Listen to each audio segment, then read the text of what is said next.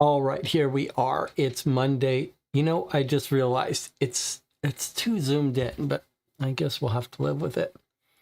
It's Monday, July 27, 2026, 11 p.m. Central Standard Time here in Champaign, Illinois. You're watching Co-op for Two.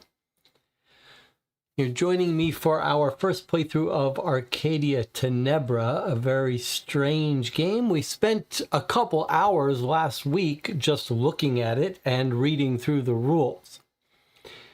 And today we are going to do that again because I have forgotten most of the rules. But we're going to actually play it today, but we may have to do a little bit of remedial rules reading. Let's check in with the chat, see how everyone is doing. Marie Archambault has joined us. Sounds like a French name. Marie is a member of the Patreon. That means she helped pay for this game that we have in front of us here. This is a rare out-of-print game that I bought used. Not many copies floating around. And I really do appreciate the Patreon members for making it possible to pick up these games, especially since we may only play this game once or twice. We are living in luxurious times when we can afford to buy an expensive board game just to give it a look. But that's where we are, and I am very grateful for it. So we're going to have a little bit of a show and tell here before we get started, because I've got some stuff to show you that may or may not be of interest to you. Some 3D printed stuff to show you. Okay, so one of the YouTube channels that I mention a lot is the Dungeon Dive, a tier or two above this channel. But he looks at adventure games, dungeon crawlers, stuff like that. It's a very no-nonsense channel, very pleasant to watch, and he covers lots of interesting games. And one of the games he covered was Arcadia Tenebra, and he's got a couple of videos on it. I haven't watched them. I've watched little pieces of them, but I know that the title of it is something like a flawed masterpiece. I don't think he called it masterpiece. A flawed gem. So there are flaws here. I know to expect that. But the reason I lead into that is because he's got a little tray that he's homemade, and I decided to copy it. I made a 3D printed version. It's sort of like tiers. It's got a little magnetic piece so I can break off pieces. I just designed this with a little help of the AI. The AI is getting so good for this kind of stuff. So I'll put up this model. I need to start putting up my board game 3D models for anyone who wants them, but this is a nice little way to organize these. Normally I would have them in one big deep tray with dividers, but I thought I'd give his method a try. More interestingly though, if you'll remember when we looked at this game,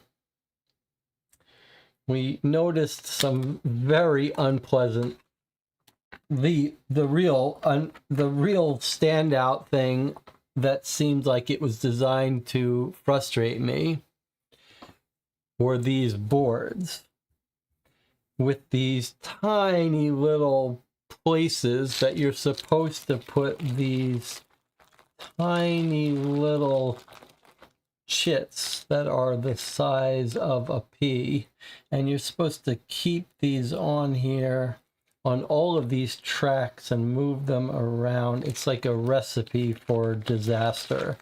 The idea that you wouldn't knock those around is crazy.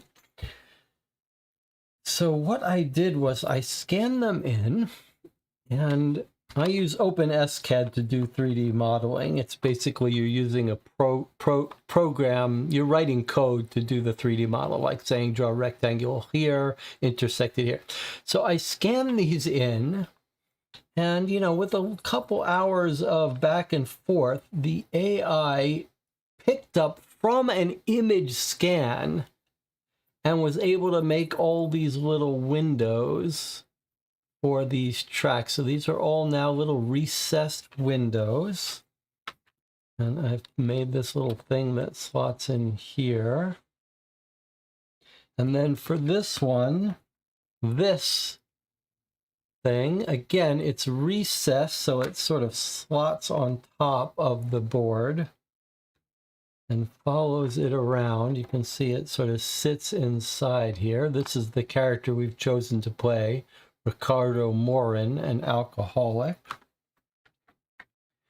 So that's that, and then these are the little pegs that I've designed with help from the AI that slot right in to these faces. So I'm putting them on the starting marks for all our stats.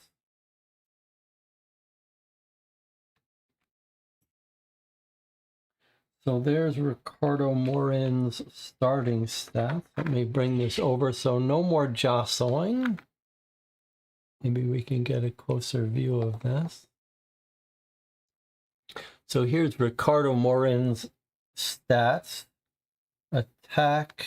I need my glasses for some of this. So this is combat here. Attack 2. So he's got 2 attacks per combat round. It starts out with a bonus roll of 0. I think they all do. Damage 1, meaning he's doing 1 damage on each hit. Hardness is defaults at 12. That means when enemies roll against him, they have to get a 12 or more to hit him. And then we've got power, which is our health, and our attack strength. Starts out at 15, quite good. His intelligence is great at 16. That's used in attribute tests. And his charisma is 12, also pretty good. Remember, some tests test charisma, some power, and some intelligence. You can see he's got a bonus here when he's using a weapon that's a gun or a small knife. And he's got some special powers here. He's an investigator, so you can use intelligence instead of charisma on a charisma test when you try to obtain a clue from an NPC character. So remember that a big part of what we're doing is trying to gather clues. So when we do a clue test, if it's a charisma test, we can use our intelligence, which is quite a bit higher than our charisma. Not on a general charisma test, just on that kind of test. He's aggressive, which means we've got +2 roll and +1 damage in the first combat round. So we strike hard and fast. And then he's an alcophile, meaning he likes alcohol. So at the end of a round, any newly drawn lucky or unlucky that involves consuming alcohol gives you +1 damage if your next round is combat. So we get stronger as we drink. And also, gendarmes fight on your side in combat. So if we encounter gendarmes, the police, then they'll be fighting with us. Now, normally it's got slots that it wants you to put. You can only have one of every type of item. So 1 weapon, 1 garment, 1 trinket, 1 consumable. And then we can stack clues and backpacks here. But because we are short on vertical space, I have decided to line up those things here. I've decided to line them up here on the side. So I'll put our weapon, garment, trinket, consumable here, clues here, quest here, and I'll use this little thing as our backpack. Okay, so we've got room for fighting 4 creatures. We should only be fighting 1 or 2 at a time, but it may depend on, sometimes they bring out each other, and sometimes you could have an animal companion that gets its own board. This ridiculous thing is supposed to track our turns. You're just supposed to slide it, and somehow, I mean, I've put the magnet here, somehow you're supposed to be able to read this as you count down from 20 turns to 0. We could use something else for that, but I suppose just for the fun of it, we will try to use this, and this will keep it from getting jostled around. This is the blood moon that's ticking down our time. Okay, so we've decided to play Ricardo Morin, so I'm going to go get his token. There he is. Normally we would put him on a stand facing up like this. But I wonder, I guess it's easier to see it this way, but I wonder if we wouldn't be better off just putting him down on the board, because most of the time this is the view we're going to be using. If we were playing multiple players, they would all get their die. We will just bring this off to the side. All right, what else are we going to do differently here? The other thing we're going to do differently is this. So the game wants you to use those tiny little triangles. Those tiny little triangle chits are supposed to sit in the corner of these tiles when we explore them. But that's just not going to work for me. So we're going to use these removable stickers, and we'll just put them in a corner of a tile when we explore it.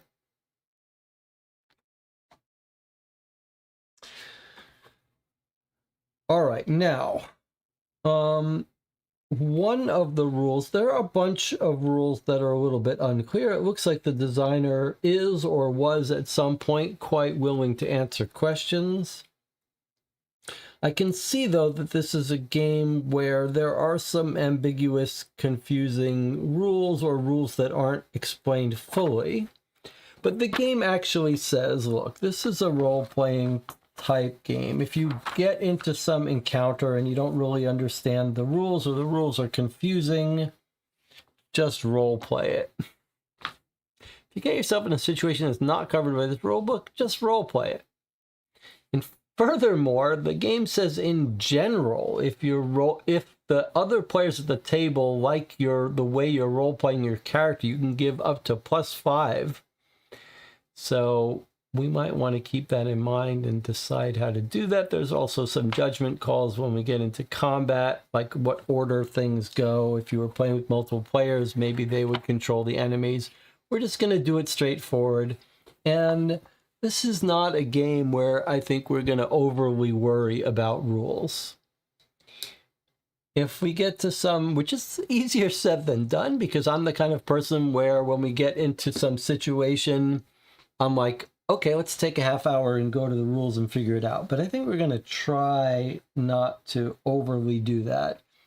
We're going to role play it. If we come up with a rule that we don't really get, we're just going to use our best judgment.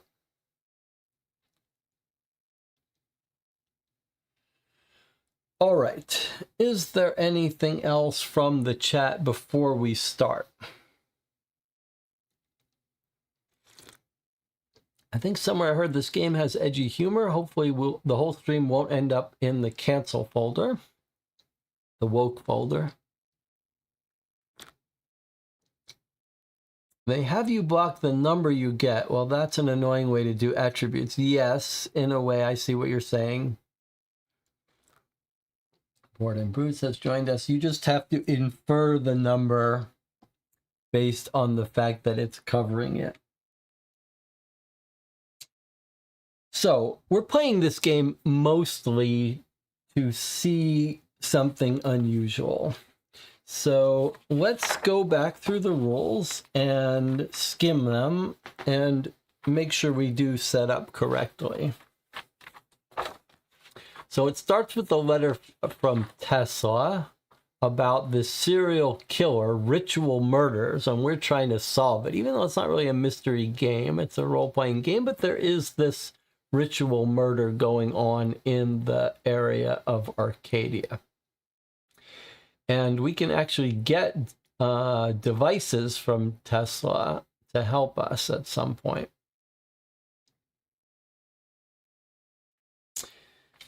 All right.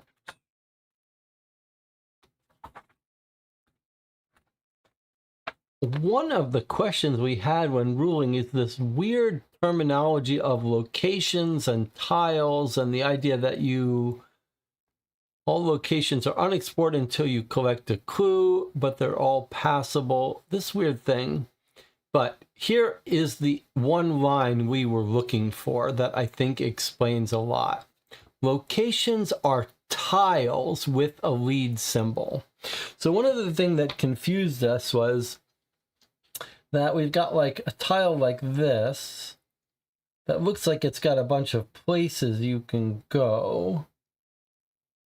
So it's a little bit confusing there, but now it's clear. We've got tiles, and if it's a tile with a clue, then it's a location with the lead symbol. Sorry, not a clue, but the lead symbol. But I think they're all, well, no, this one has a lead symbol, but not a magnifying glass. Okay, but if it has a lead, then it's a location. And then there's some things you can do on these. It's ambiguous about, there's some location actions. It says sometimes you can't use them, but no explanation of how you know whether you can use them. But let's not worry about that for now. And I'm not going to reread everything. I just want to have us start. Okay, the goal is to find who the mysterious murderer is and stop him or her before the blood moon rises. And we're told that there are two phases. The first phase is finding 3 different clues and bringing them back to the police chief, or finding 3 of a set, which lets us skip going back to the police chief. And once we find those 3, somehow it's going to trigger some second stage where we're crossing the border. There are symbols on the tiles that tell you what kind of action you can take. An important one is healing, which can be done here in the city or the other city. No healing. Oh, well, actually, you can heal in the spring, it looks like. And the barracks. All right, so I take it, and the brothel. All right, lots of places to heal.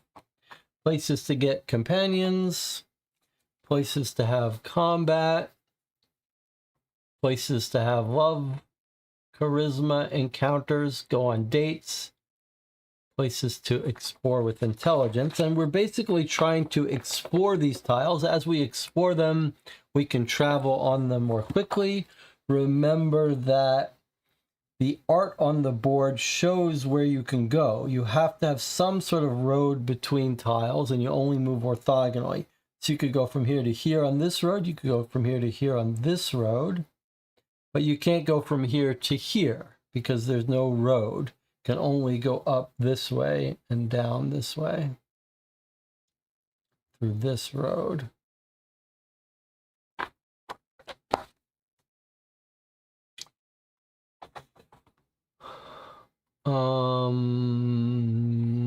Okay, and we're trying to collect clues. So remember that that's the starting half of the game.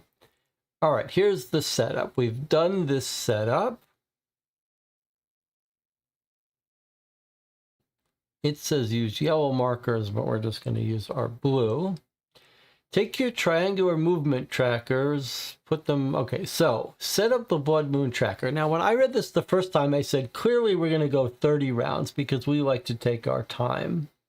But I wonder if our first playthrough, we shouldn't do the default 20. I'm open. What does the chat want? Do you want a longer, more relaxed game, or do you want a default game, or do you want to start right out making home rules and put it somewhere in between?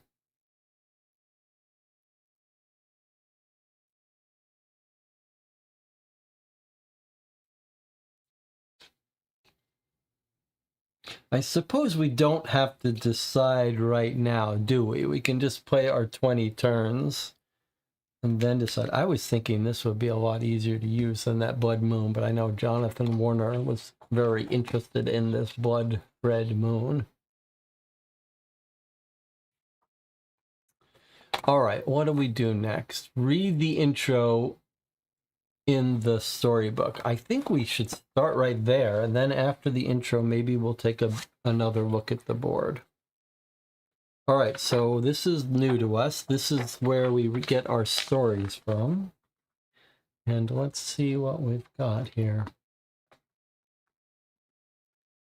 Are we ready to go?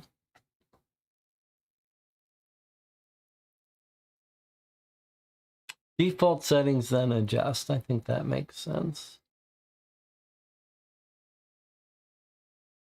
All right, I'm going to take the silence as an indicator that we're ready to go here. I've got my coffee. For quite some time now, you've been breathing, drinking, eating, and shitting in Arcadia Tenebra, the god-forsaken province of the Hungarian-Austrian Empire that borders the Ottoman Empire. The bright side of it all is that nature here is beautiful, and you enjoy its bucolic tranquility. On the wrong side, you're kind of stuck here. You feel like you're going nowhere. Your days are dragging on pointlessly. So far, all of your decisions have been faulty. It appears that anything you attempt to do fails. You're staying at the hotel in the city, which is more of a big village than a proper town. You were awakened last night by the screams and curses of a local woman screaming for her husband and threatening to burn this damned whorehouse down. As if that wasn't enough, you've also learned that yesterday's military patrol never returned, that some locals went missing, and the sheep keep disappearing far more than usual. Your gut feeling is that something's not quite right, as if the huge Mount Bedham, which separates Arcadia Tenebra from the sea, keeps growing bigger and darker. Everyone seems to be tense, and it's not because of the fragile truce with the Turks. There's something else at work here. It evades you. It haunts you. You feel like you're swaying on the border between sanity and insanity. Indian summer is long gone. Winter is on its way, and you're rather sure it's not going to be like White Christmas in Vienna. As the days grow shorter, you realize you've had enough of this place. And then, one gloomy autumn morning, a hotel concierge hands you the official invitation letter from Police Chief Mainerick. And here we just have an overview of our board. Okay, an invitation from the police chief. Are we supposed to turn the page? Yeah. I guess. Gendarmerie. People disappear, the police chief says. We eventually find them, butchered, crucified among tree crowns. I need your help because I'm heading nowhere with these dumb gendarmes of mine. I'll mark your map with all the locations you may search for answers. It's up to you to choose in which order you're going to visit them. Maybe the best way to start is to talk with the innkeeper of Wolf's Head here in the city. He's my brother, but we're not on speaking terms, so don't mention I sent you. However, if anyone knows what people are talking about, it's him. Now, Tesla's laboratory is to the north. Perhaps he knows a thing or two, though the guy's a weirdo, and all he cares about are his experiments. Know that laboratory entrance is locked, and only your smarts can get you in. To the west lays Hamlet. That's where Tesla's father lives. He's an Orthodox priest and a do-gooder who loves to help people. He may know a thing or two since people trust him. To the south lays Saw Mill. Its owner is a greedy bastard Hoderick. His son was the last murder victim, so he might not be very talkative. And to the east lays the other city, the Ottoman settlement that has the same problem with murders as we do. I bet they've already sent someone to sniff out what we know. A little bird told me that tea master at the tea house knows something nobody else does. To the northeast lays the brothel. Pretty far away, and it's pretty dangerous to go there. Beware, as on your way you may encounter Venetians, imperial agents, Janissaries, or Yusuks. Slavic freedom fighters who believe the only good strangers are those that are dead.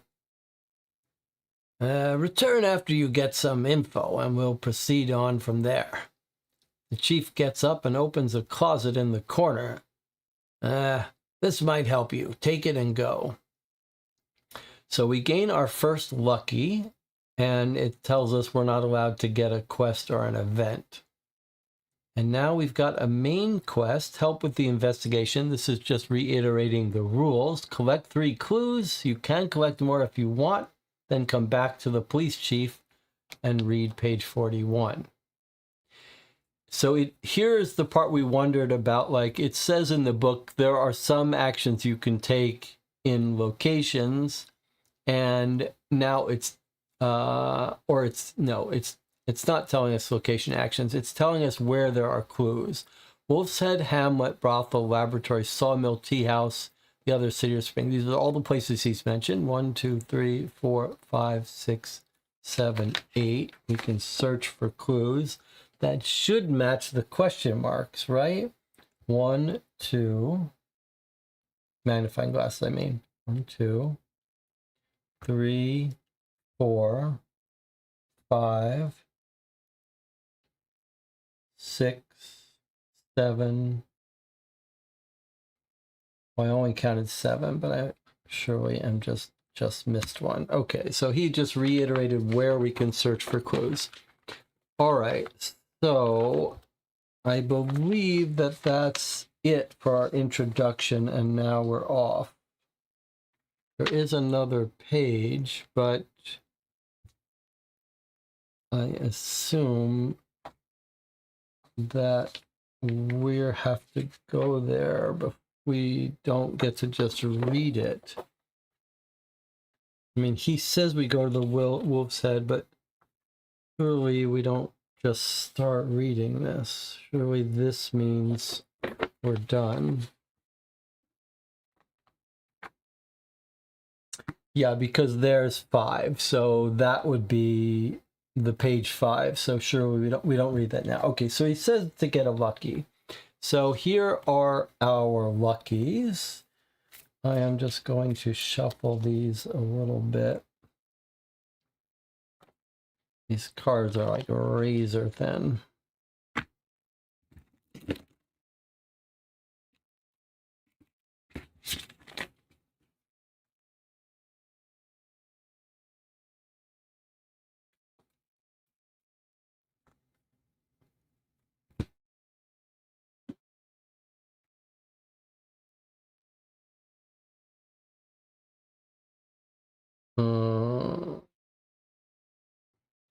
This is a weird thing. I think this is here's a good example of a bad, probably a bad card game design. Like the backs of these cards are symmetric, but the fronts aren't. So it really kind of is important that you keep these all facing the same direction. Probably better to have the backs not be symmetric if the fronts aren't. Okay, so he gave us a lucky, and he says to throw back quests and events. Okay, but we got something interesting. What have we gotten? An eleganter, like an umbrella to me. It's looks like a trinket. That's what that little symbol means. It's a trinket. Our rule book tells us that. So it gives us 1 charisma and +1 hardness. So it makes us harder to hit and gives us an extra charisma if we're trying to charm people.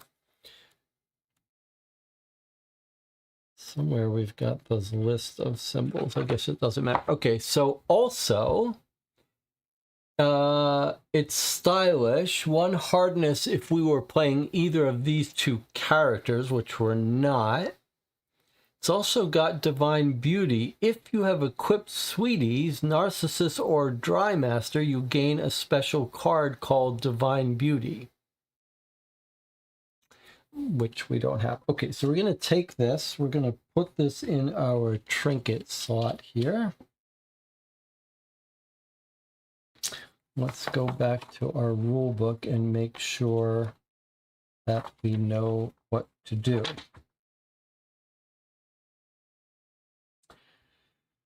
Okay, turn has 3 phases, and this is all summed up here. Move or stay, then do an action, then do a resolution.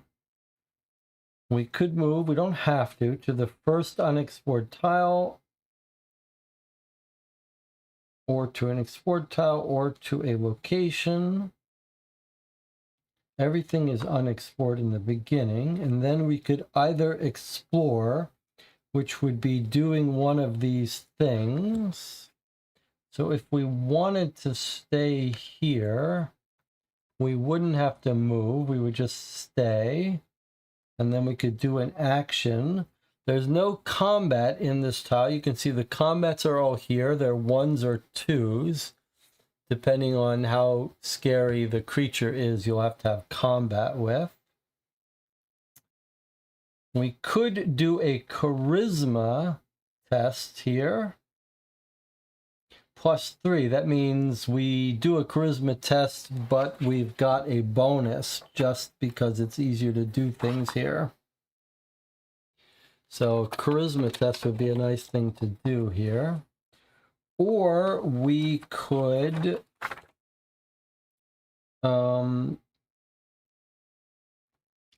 do one of these specific things. We can rest here. We could trade, which would be to trade in some of our stuff. I believe that means if we didn't like this, we could try to trade it in. We could be popular, whatever that means. We can upgrade.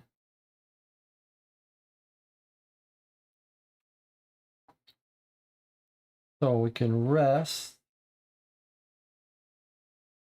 We can unequip, we can trade, we can visit Wolf's Head and use a chance to be popular, which is boosting your charisma.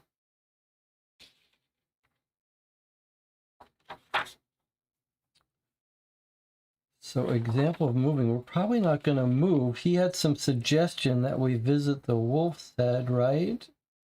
I mean, we're here. Seems like we should probably do some stuff while we're here. Let's read about leads and clues, though. Okay, so follow leads to obtain clues. Read. The number in the lead shows what page we would read. So what action is that?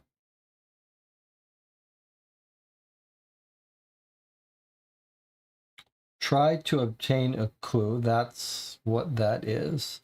So we could go to the Wolf's Head and try to get our first clue. Shall we do that? I think that probably makes sense. So let's just read that again. He suggests that we, and then he says main quest help, but that doesn't mean we get that quest. Okay, so he said, he tells us about these places. Maybe the best way to start is talk with the innkeeper of Wolf's Head. He's my brother. So let's do that. So we're gonna visit Wolf's Head here. Let's see if, I wonder if this isn't the better way to do it like this. Can you, will it zoom in on that? Okay, so we're gonna go to Wolf's Head and we're gonna read 5, which is here.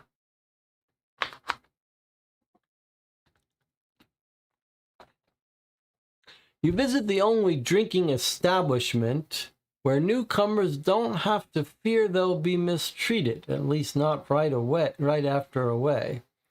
A massive oak plate featuring a paling drawing of a decapitated wolf dangles above the huge doors. You step in cautiously. The interior is dark. Oil lamps cast dim light onto tables. A huge boat steering wheel, packed with candles, serves as a lighting fixture. Its rims are covered in thick wax drippings, and you're quite sure guests occasionally get some wax in their drinks. Small closed windows are protected with crossed iron bars. The pub's full of dense smoke. Some of it comes from pipes and some from rolled tobacco favored by the locals. The few sun rays managing to get in draw black crosses on the pub's floor. Nobody pays attention to you. You approach the bar. The bartender is a sulky short man with a huge mustache. You presume this is the innkeeper, Maynarich, brother of the police chief. Okay, now we're talking to him. Wolf's Head is his head too. This is where he spends all of his time, practically never leaving the place.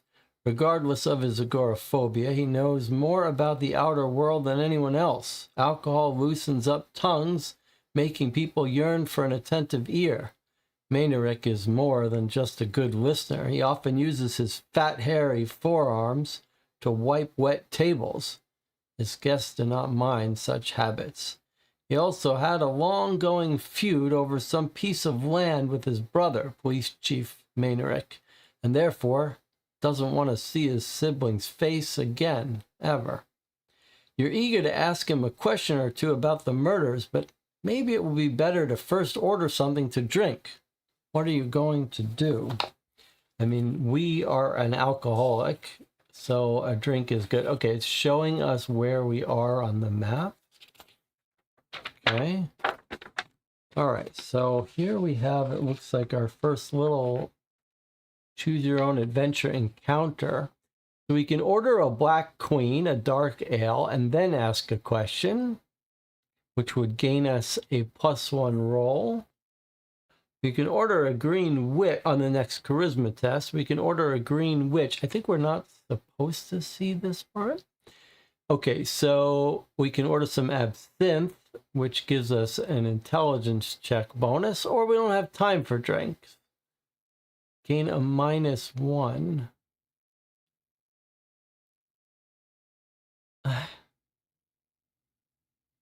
I mean, if these don't take time, why would you not do one of them? It's kind of weird. All right, but let's take a look. Here are the questions we can ask. Can we ask more than one of them? We can do a power test of 12. I'm not in the mood, bartender. Spit it out, everything you know. I mean, surely we're going to get a drink, but we can do an intelligence test. That's our best skill. So, I mean, we don't really need this. I think our intelligence is so high, it would be hard to miss it. But, all right, let's just go for it.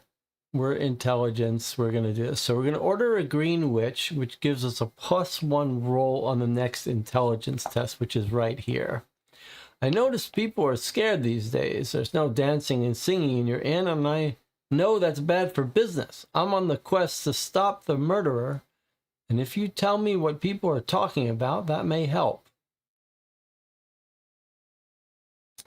So we're going to do an intelligence attribute test of 12. We have a +1 on our roll. All right, so let us take a moment to remind ourselves how we do an attribute test. The whole big thing on combat.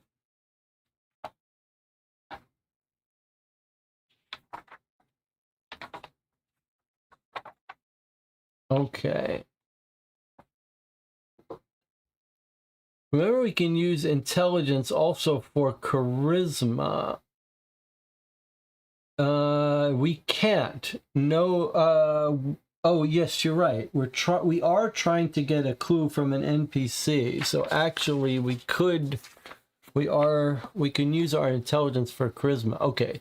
So we could also say, instead of that, Maina, my man, pleased to meet you. I heard some locals went missing. I want to help. Care to tell me what's the word around the city? I feel like I like this one better. Okay, let's just make sure we understand how to do an attribute test. You calculate a modifier, roll a d20, add or subtract any modifier from the thing. And then, I feel like there's a longer description of this. Collecting clues. Let's just read this. Here are where the clues are. Good. Okay, let's read this. Let's make sure we do. You can't collect more than one clue per location. You interact, you pass their test, and you won't be able to perform location-specific actions on a location if you didn't get access to them. If you're part of a team. Okay, that's not all that helpful. We follow leads to get clues. Okay, here's this example. Attribute test, success or fail. Collect 3 clues. Obtaining a clue. Pass an attribute test or do a favor or pay. They'll tell us attribute tests. Here we go. So to pass an intelligence test, which is what we're doing, we're going to test our intelligence. So to remind you, here is the basic rule. We've got an intelligence test of 12. So we look at our intelligence, which is 16. So we subtract. That gets us, we have an advantage of 4. So we get a bonus roll of +4 just to this roll on this test.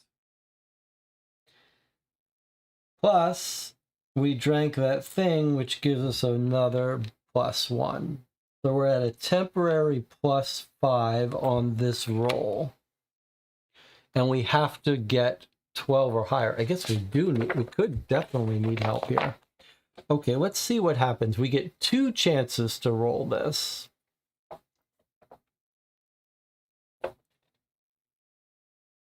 And if we successfully roleplay, we can add 5. You roll 2 per round. If you fail both times, we get an unlucky and wait for another round.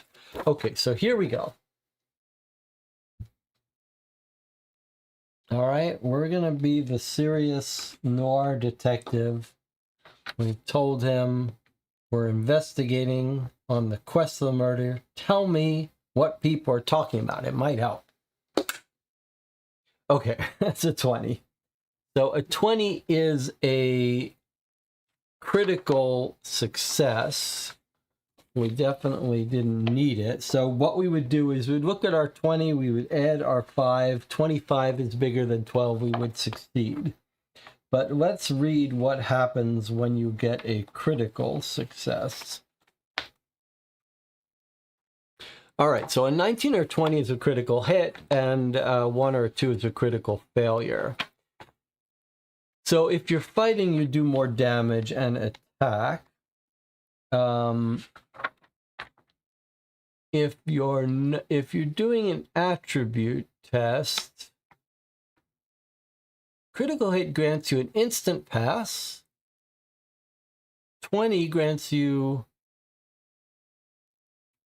+2, but we don't need that. Critical hit guarantees instant success. That's fine. I thought we got some extra bonus, though.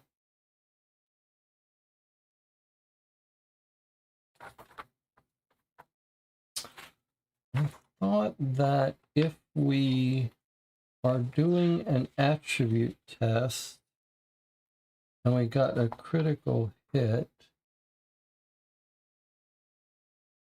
in combat, it gives you a bonus.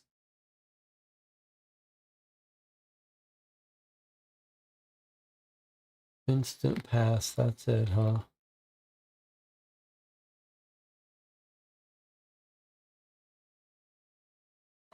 I thought I may have been wrong. I thought the critical hit had some critical success. Might have given us an extra lucky.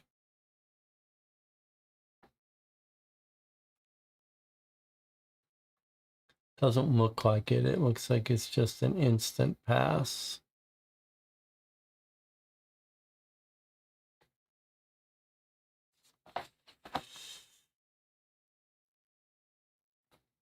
And here is the example. We calculate, we subtracted. If you were successful, draw a lucky. And then resolve the effects of success or failure. Okay, so we did this. We succeeded. So we get to draw a lucky, which I'm just going to draw and put out in front of us for now. And now you read the success. The innkeeper looks at you askance and lowers his voice.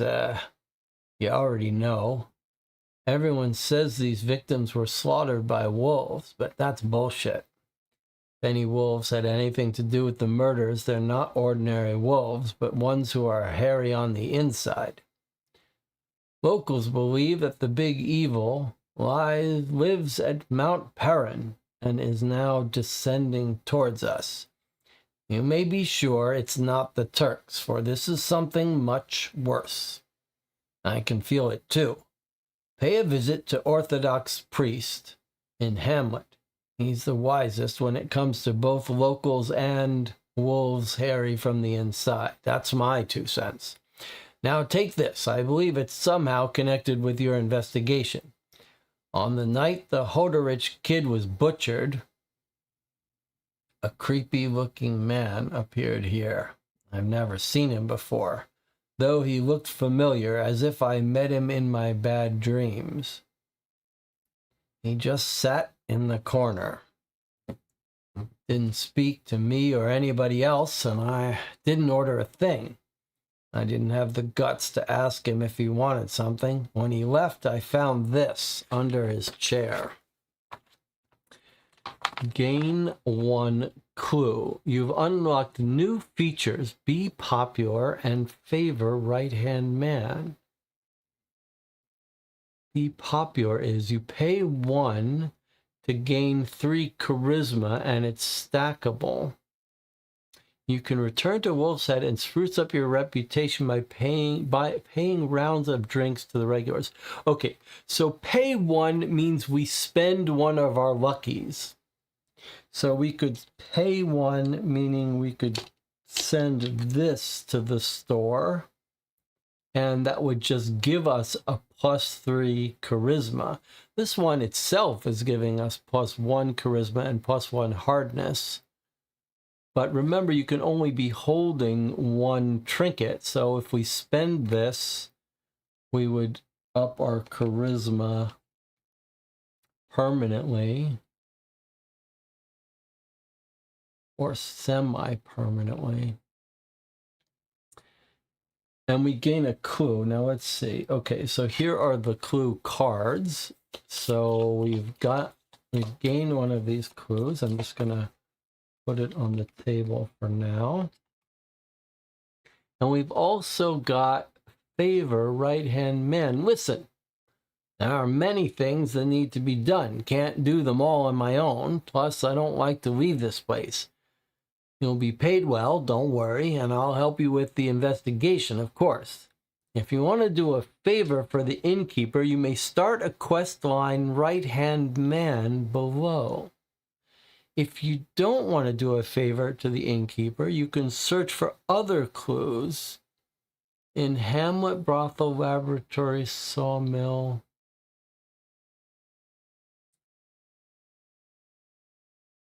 Okay, so what is he saying here? He's saying that we can take on this quest called favor. We can do a favor for him. Right-hand man craft beer. He brews his beer, goes by the name of Black Queen. He asks you to go to the field and check his barley crops. So if we want to, we can do the quest craft beer by traveling to the field. So if we wanted to do that, we would do it.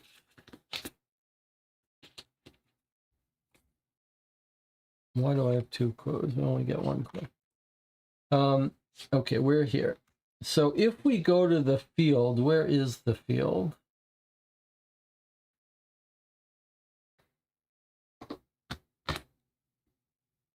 Here.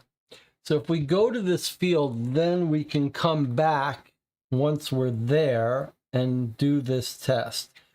One thing I didn't love is it didn't matter which of these we did, we still got this. So you just do the one I guess you prefer. All right, so it doesn't seem like it doesn't seem like we're being forced to make a choice. We're just told we can do this. So I guess we have to remember this? Do we have to remember that if we go to the field, we can do this? Maybe we'll put a little marker on the field to remind us that there's a quest for us there if we want to do it.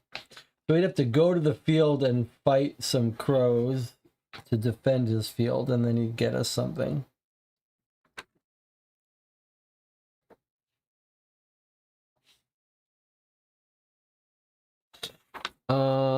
Now I don't get what's this here. Like what does this mean? Okay, if you want to do a favor, do this. And then what's this? Wolf said, excellent, excellent, good job. You look a little bruised. I guess he's sending us on our way. No? What is this nonsense?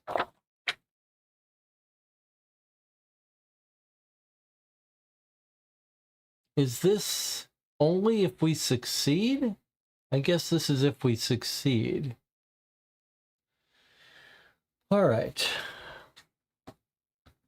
So Were we supposed to advance the round track?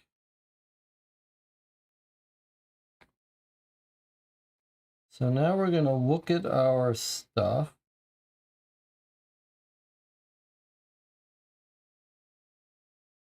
Where does it tell you to advance the round track?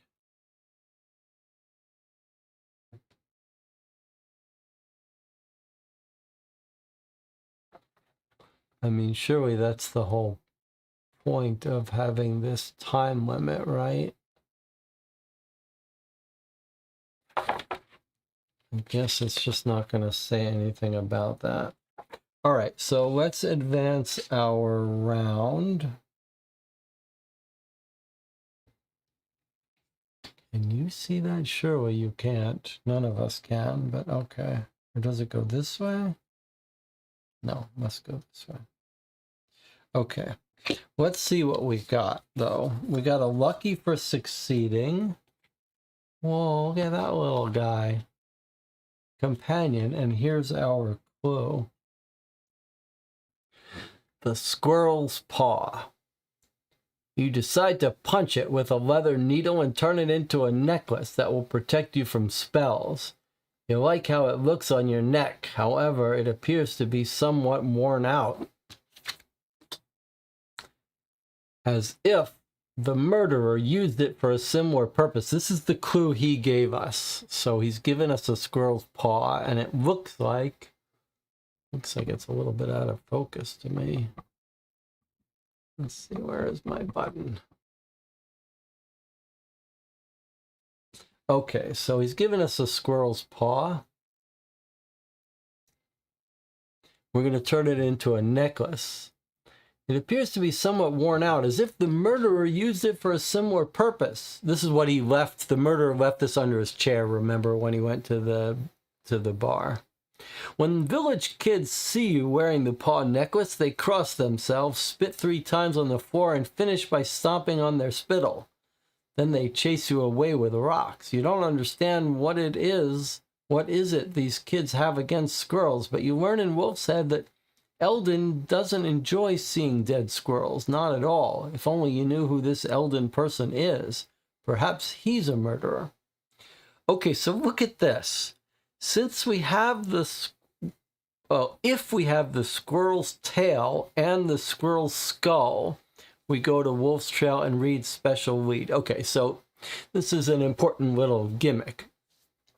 Remember, we're told to find 3 clues about the murderer, right? And here is the little symbol about this kind of clue.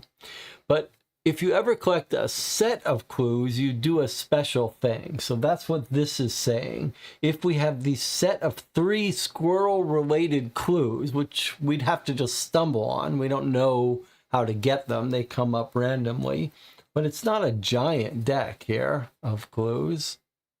So if we happen to find 3 squirrel clues, then we could do this. That's pretty cool. All right, otherwise it just goes in our pocket. Now, let's see who our companion is.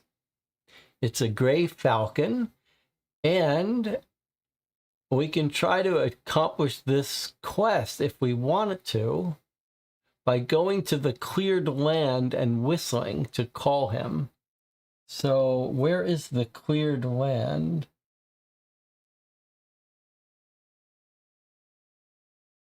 Here. So we might want to try to do this quest and see what happens. Let's see what it says. The falcon lands on your hand. Seems you have a new hunting companion. He's got power 7, damage 1, attack 3, hardness 7. So this little falcon would occupy a creature slot and come into combat with us.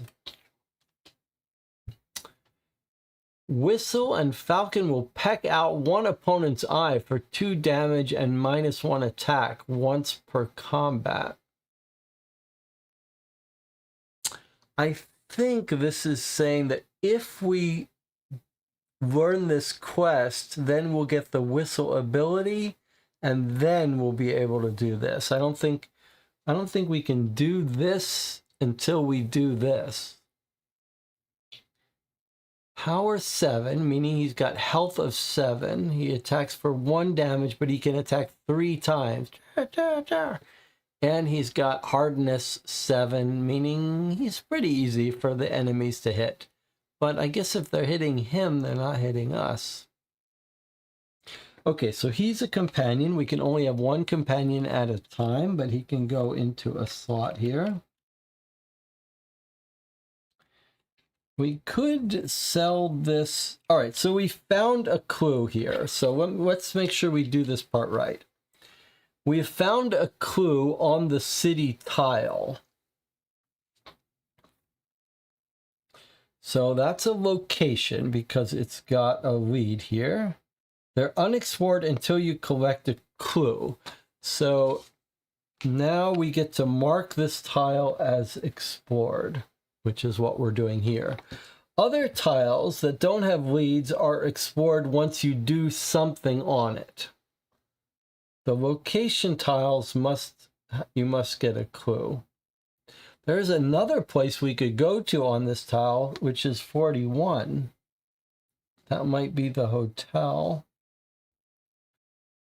Or we could go shopping if we don't like this. I'm not sure if I don't think we can draw one. There has to be something there to buy, I think. Should we look up shopping a little bit? I mean, I'm inclined to go teach that bird how to whistle, although on the other hand, hoping we can avoid most combat. Let's see if we can find shopping, though.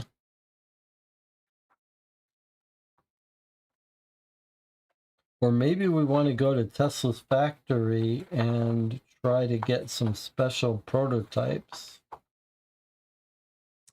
Shop. Let's see. The discarded piles. Sorry. The discarded piles of luckies and unluckies form a shop. So we can't just go there to draw random stuff from the deck. Something has to be discarded in order for us to get it. So we can only have 1 of each thing. So sometimes they go in backpacks. Sometimes if we have to discard them, they go into the shop. But unless it's been discarded, it's not like we can go shop and buy random stuff.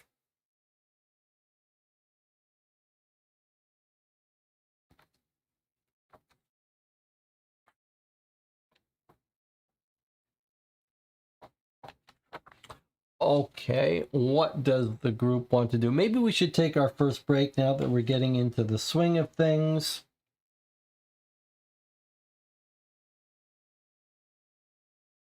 I don't think we can get a second clue at this location.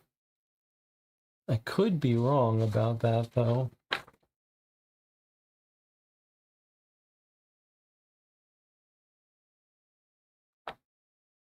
Let's read this thing about clues a little bit.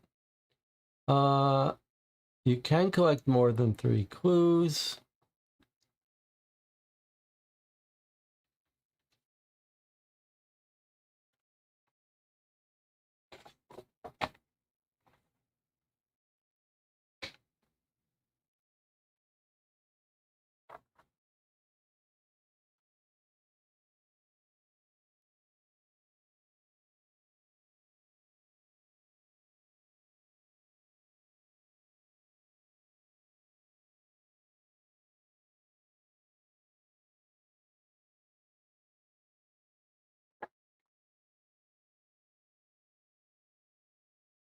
You can explore, try to obtain a clue. We're going to take a break, but it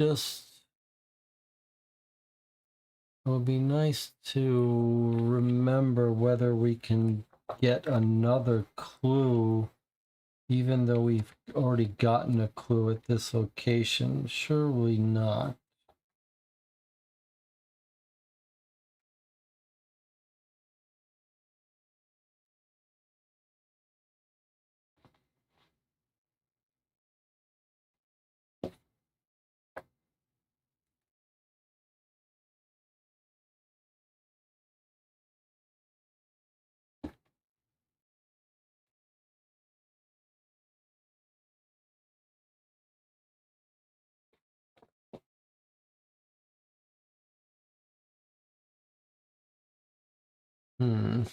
All right. Well,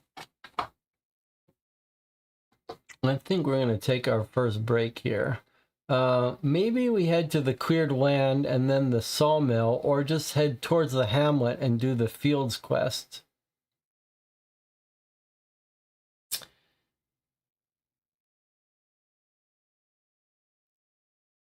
I guess the only question I have, that all sounds fine to me, except if we want to also go here. But I just don't know if we're allowed to do two. I mean, doing this quest for this guy, I guess he's going to give us something if we have nothing better to do.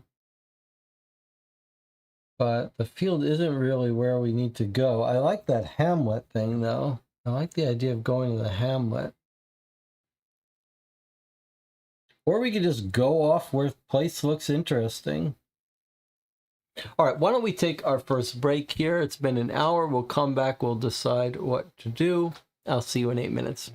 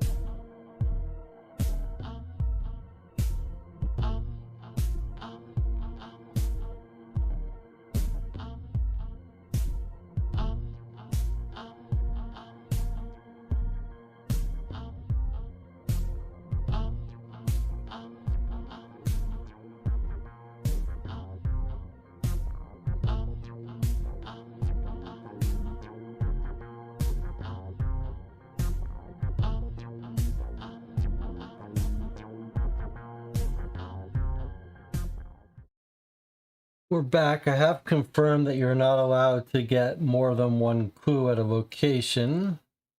This tile is now fully explored. No more clues, but also this 41 page to read is when we have the 3 clues to give back to this guy.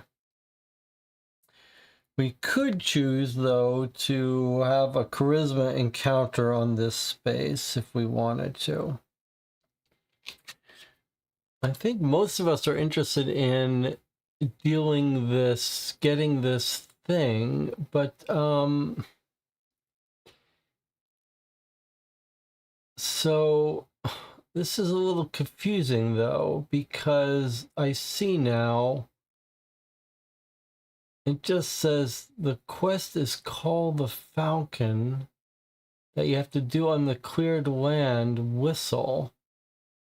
But what does that actually mean we do?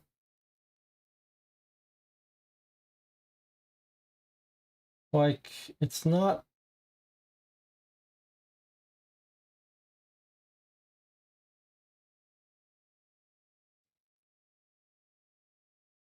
I was reading that to say that we go to this cleared land and we have some quest and then we get the whistle ability. But now I'm a little confused because just the nature of this game. We shouldn't fret of having to figure these things out. That's the whole reason we're playing this game, is to figure out all the weird, broken, badly explained stuff. So let's not get angry when we have to figure this stuff out. The point is, what do we do like this quest. Let's read about quests. I mean, we just have to go to this place, but there's nothing to look up. There's no story to look up with this quest. Look, here's the Gray Falcon, even an example. So it means go to this. So we go to this. They must be solved before you can equip them. But he's not a... Oh, is that what it is? Is this card a quest? And we don't have him until we do this? I think maybe that's what it is. So quests and luckies must be solved before you can equip them. So this is a quest. We don't have this guy. This guy didn't just appear and befriend us. We have to call him at the cleared land, and then we get him.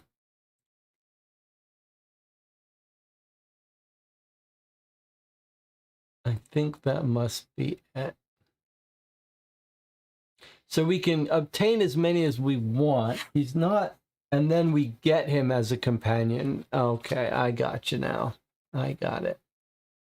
Okay, so in other words, there is a place for quests to go. It would normally go above this, but we're going to put it here. So we can have as many quests as we want until we achieve it. Then he would be there. Okay, so we could go and just go there.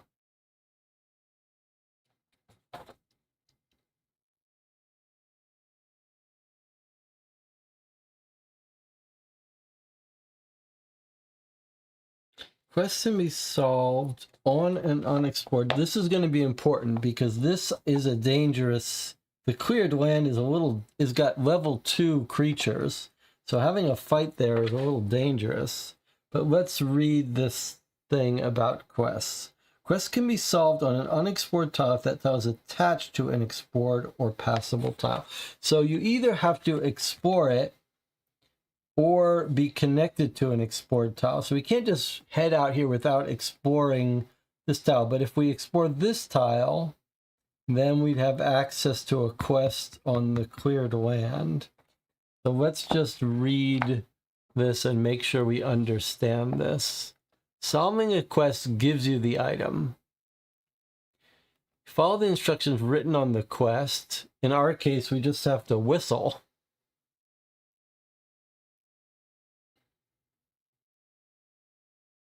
Sometimes there's a test.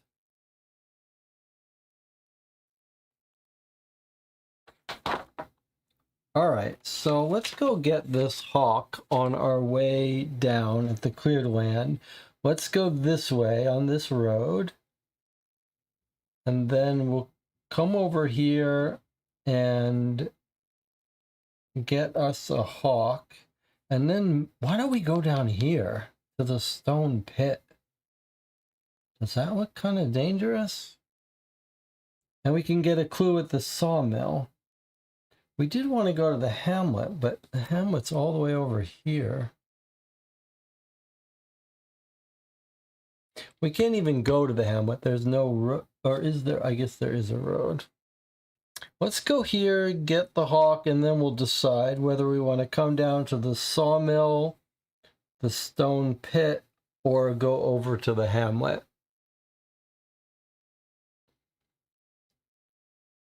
All right, so we're going to take our next turn here, round 2.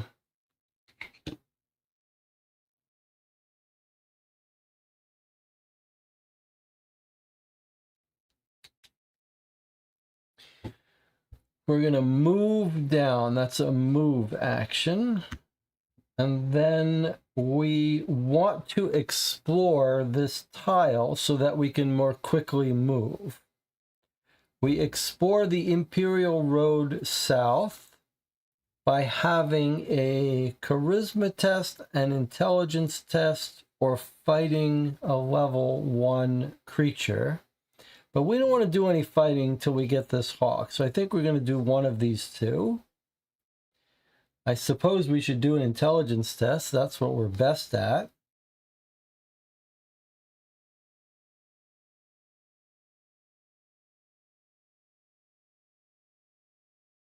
don't forget, we do have the ability, we could have traded this in for +3 charisma, but we're still better at intelligence. So let's go ahead and do an intelligence test here, yeah? So here are our intelligence encounters. Let's see what we get. Frog's Night.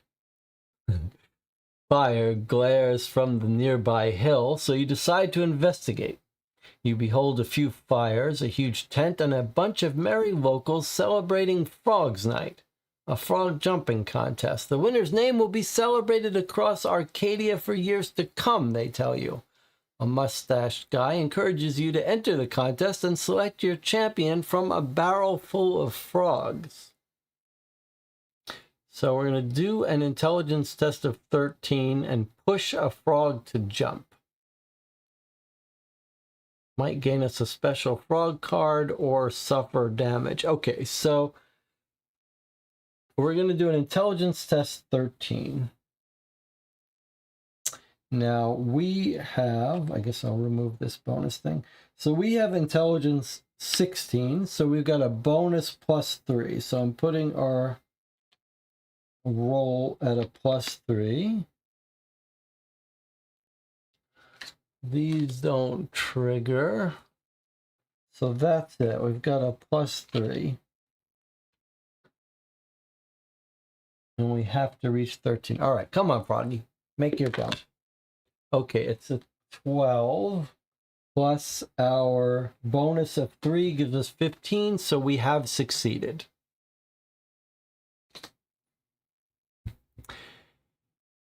Success. Carefully observing competitors, you notice it's important to clap your hands and shout at the right moment. So you clap your hand and shout. Your frog jumps and breaks the record. Locals are delighted and give you the frog as a present. Gain special card frog. All right, so we need a special card. There's a whole deck of special cards.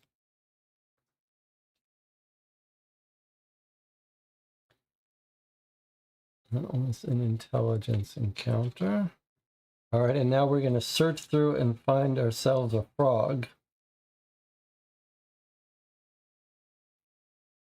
Okay. Frog. You would like to keep her in your pocket, but she prefers to sit on the top of your head. So it's a companion. So if we wanted to claim our hawk, we would have to give up this frog, but we could put it in our backpack. Okay, what has the frog got? It's got power 4, attack 1, damage 1, hardness 5. But just having it reduces our charisma.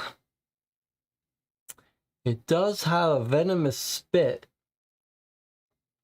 which once per combat hurts the enemy by taking away one of their attacks and does -1 to their roll. I mean, that's not bad, but I feel like the loss of charisma is unpleasant. We'd probably rather have the hawk, the falcon, I'm thinking. But we'll just put this in our backpack. And don't forget, in the game, when you have to pay for something, like you could bribe someone or buy something from someone, you can give them stuff in your backpack. So maybe we'll just carry this frog around in our backpack and trade it away.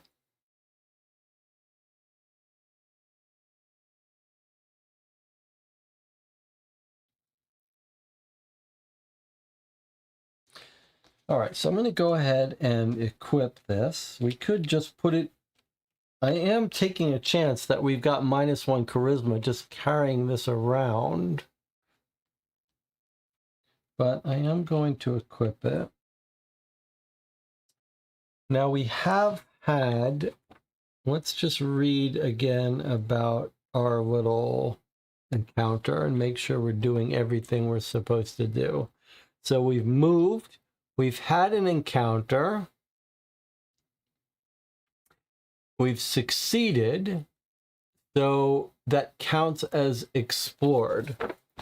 So we have now explored this tile. The Imperial Road South is now explored, which means we can fast travel through this, and we're now adjacent to this.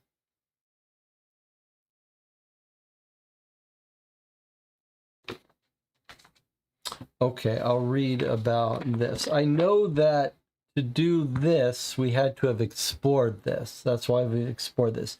Now we're able to do this. I just don't know if we have to do, if we need to go here. But let's just, if you were successful, draw a lucky. So we had an encounter, we were successful, so we got another lucky. What have we got? Another trinket. So we can't wear both of these trinkets. Let's see which one we rather have. It's a permanent trinket. What the hell does that mean? The gypsy caravan arrives in the city. This time the usual motley and weird caravan crowd includes an Australian aborigine. The guy's a master of didgeridoo and tribal tattooing. The two of you get drunk in Wolf's Head. He describes some really insane tattoos, which you'd love to have. One day, already drunk, you drain 3 shots of green witch and hit the floor out cold. You wake up in a field. Next to you, there's a smoking hearth, an unusual totem, and some primitive tattooing tools. Though suffering from a hangover and a swollen right cheek, you feel stronger. So it's 1 power, -1 charisma, opponents -1 roll, and they're intimidated. +1 roll. Opponents -1 roll. Intimidate +1 roll. It's a permanent trinket.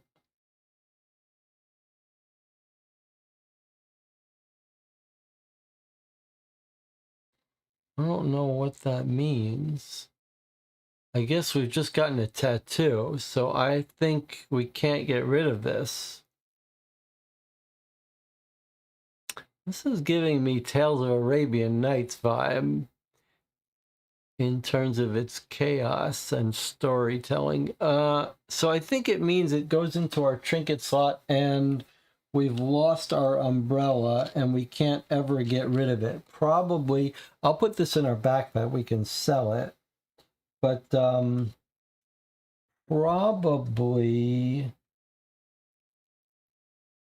probably the rules talk about that, but I think basically we're stuck with that tribal tattoo now.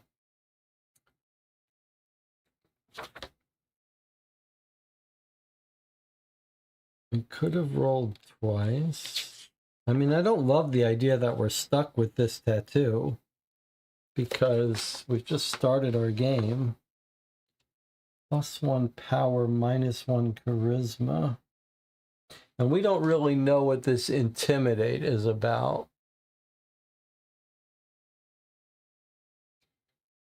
Yeah, you can't really trade a tattoo. It makes sense. Okay, and then Jonathan said, let's read about the quests again. Okay, so...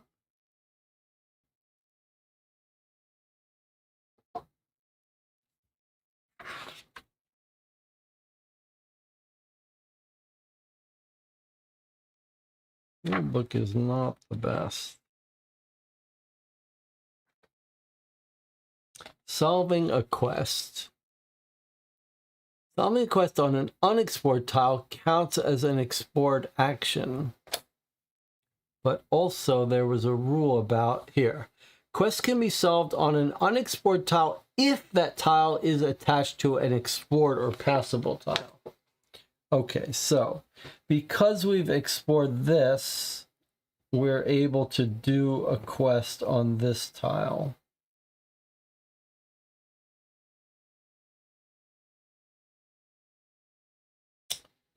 So we're on our 3rd turn now. I mean, do we really need to get... I mean, we're going farther away from our clues.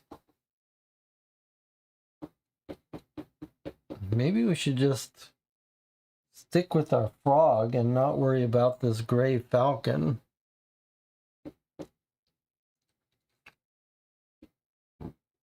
Let's go to the sawmill and get a clue.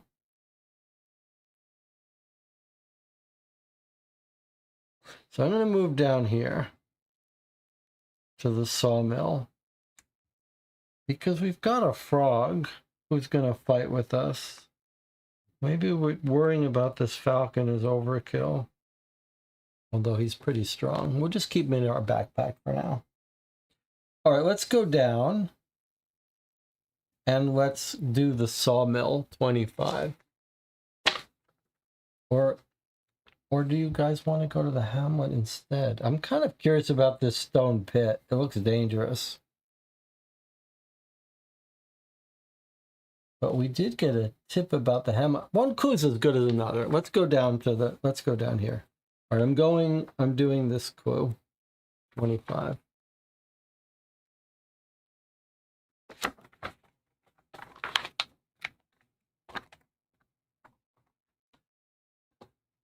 Okay, the sawmill. Smoke and the sound of steam engines are heard in the distance. The path leads you to a pass with an open view of the sawmill at the riverbank. It's not an everyday scene. Huge piles of trunks are scattered along the riverbank. Ant-like people, horses, carriages transport wood. In the center of the bustle, there's a long, narrow building with a high chimney, blowing out dense black smoke. Upon entering, you're deafened by the sounds of various machines and saws that process and cut wood.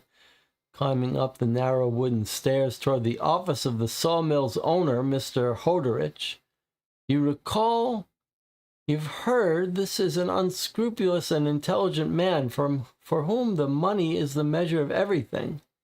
You enter the office, politely present yourself, and offer your condolences for the premature departure of his only son. Remember, his son was killed by this murderer. Hodorich listens with an indifferent expression. You ask him if he can provide more details about the case. He answers in a listless voice. I cannot really help you in this matter. You press on with more questions. This time you receive a simple and curt answer. This conversation is over. Hodorich motions toward the doors, obviously impatient to see you gone. As you descend the stairs, you hear a scream. A conveyor belt is moving a helpless worker's body towards a large circular saw.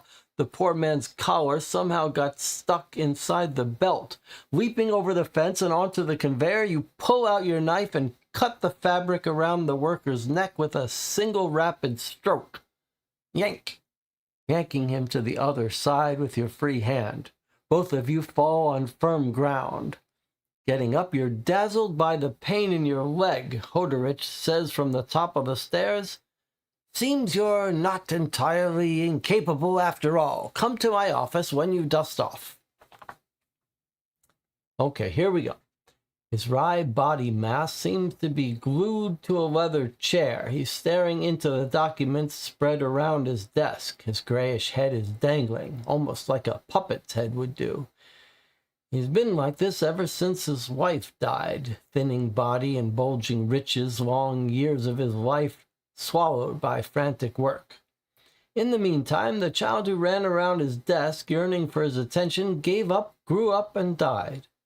With full pockets and an empty soul, Hodorich replaced his grief with all-consuming anger. Decisive to find the damned murderer to his last breath or his last coin, whatever it takes. It sounds like this guy is the guy to pay us to solve this. Now, since you've got your chance to speak with this man, it will be wise to choose your words carefully, or else search for clues somewhere else. So it's a power zero test. I don't see how we fail that. You know what? You treat me like shit. You think you're powerful. You think you can do anything just because you have a lot of money. The truth is you're a weak old man who hides behind a huge pile of gold. So why don't you tell me what you know so we can leave this who has a bigger dick nonsense behind. Some adult language here. Okay.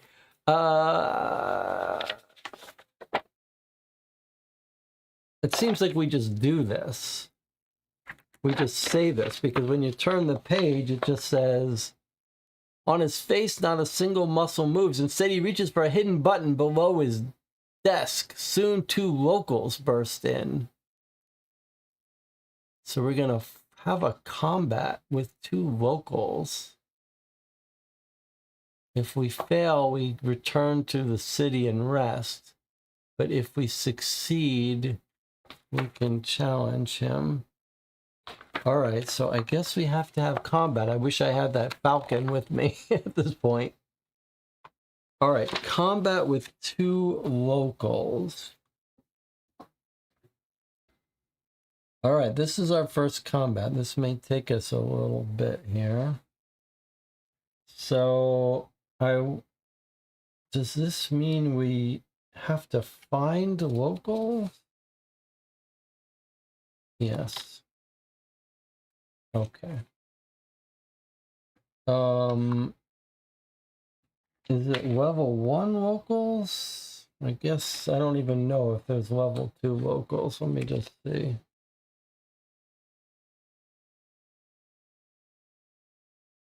No. Okay. So we're going to have combat with 2 locals. Let's look what a local is. Power 8, damage 1, attack 1, hardness 9. Cousin, add 1 local to combat. Summon local can't use this ability once per combat. Okay, so in other words, I think it's just telling us these 2 go out, not that they would bring more out. All right, so now we have to have combat until combat ends. So here are our 2 people. We do have a frog, though, who is going to join us in combat. We don't have a gun or a knife. That's unfortunate. We do have this tribal tattoo, which gives us 1 power. So we're at 16. Minus 1 charisma. I'll bring that down. Opponents get minus 1 roll. All right, let's try to do this here. So he's at power 8. They're both at power 8. Let's fill out their charts here. They're both at power 8. They're both at damage 1.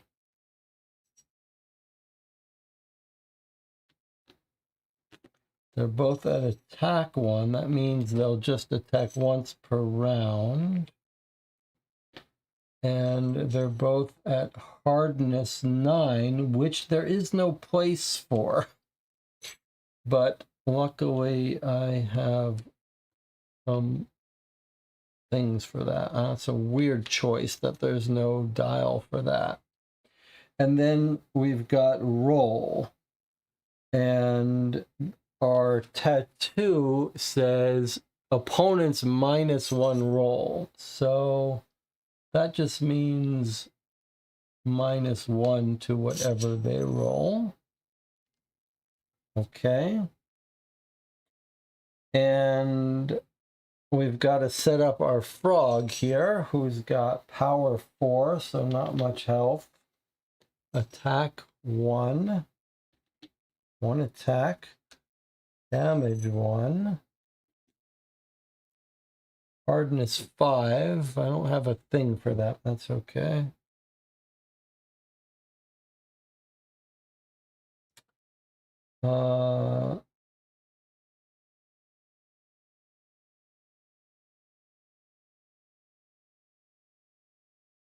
Okay.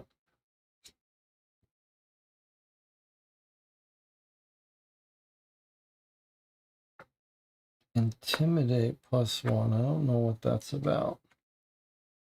All right, let's try to have a combat here.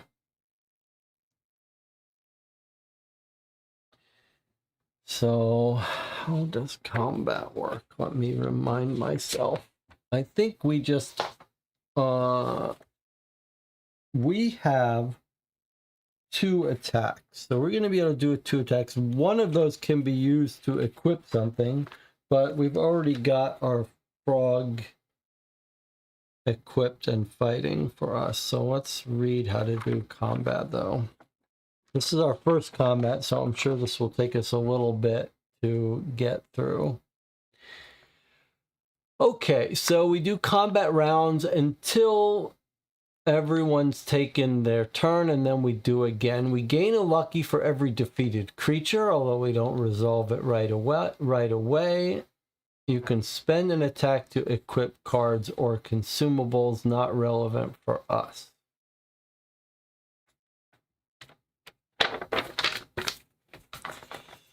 Okay. Prepare yourself before entering combat. Choose a strategy. Check what level of creatures. That's fine. Roll d20. We're not doing this because we've already got this. Okay. You always attack first unless the creature has a special ability. Okay, they don't have any special ability. They're just attacking in 2. So we attack a d20 a number of times that equals the number of your attack. You're trying to hit your opponent. We don't have any special abilities, so we're just rolling our attack. Okay, so we have to hit their hardness. We would have to choose which person we're going after. They both have hardness 9.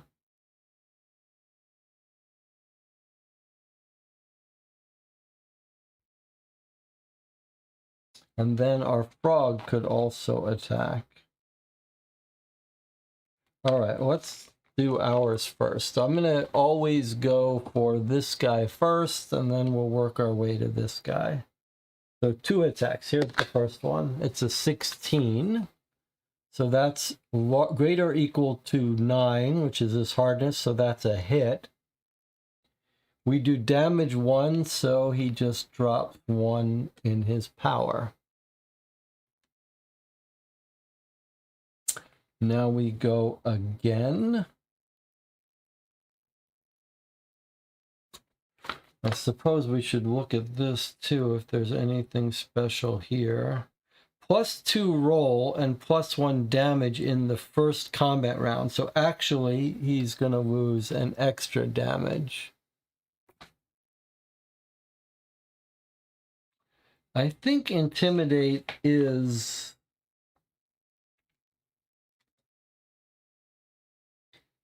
Scary look, Intimidate +1 roll. I guess we do have a +1 roll on everything. I think you're right. I think actually we're getting a +1 roll.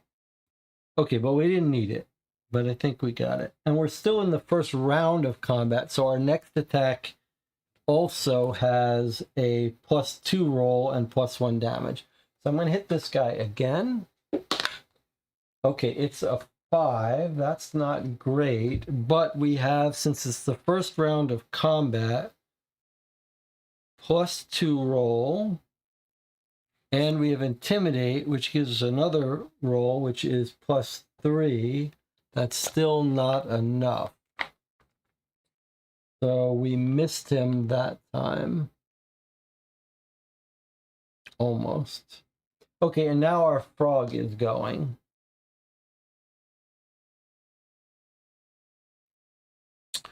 Frog will also go after this guy. So the frog did it. He bit him with 17. Once per combat, he could do a venomous spit. That's pretty good. We'll have him do that. But first he's going to attack this guy for 1. And now we're going to have him venomously spit on this guy, which drops his attack to 0. So this guy's not actually going to be able to attack this round. So we're just going to put him like this. That's the frog's venomous spit. Once per round, once per combat, he can -1 attack. So that's this guy. Okay, now these guys go. This guy doesn't get to attack. This guy's going to attack, though. Let me get a different die for these people.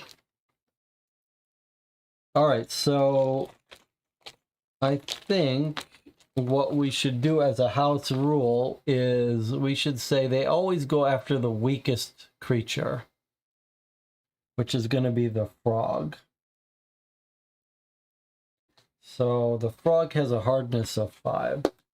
So he rolled a 10. He hit the frog, which does damage 1.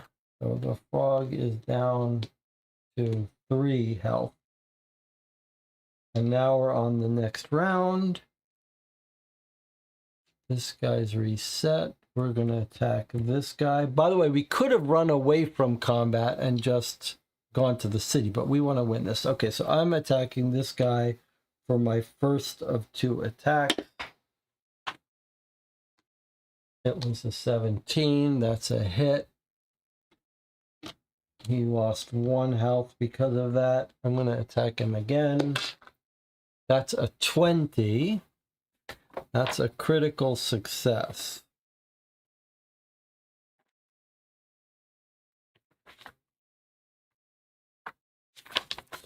So that's good. A critical success is going to do some real damage to him. Unfortunately, the rule about it is somewhere far away. Okay, so it's a critical hit, 20 plus 2 damage. So 2 more damage to him. 1, 2. In addition to the 1 I did. So he's almost dead.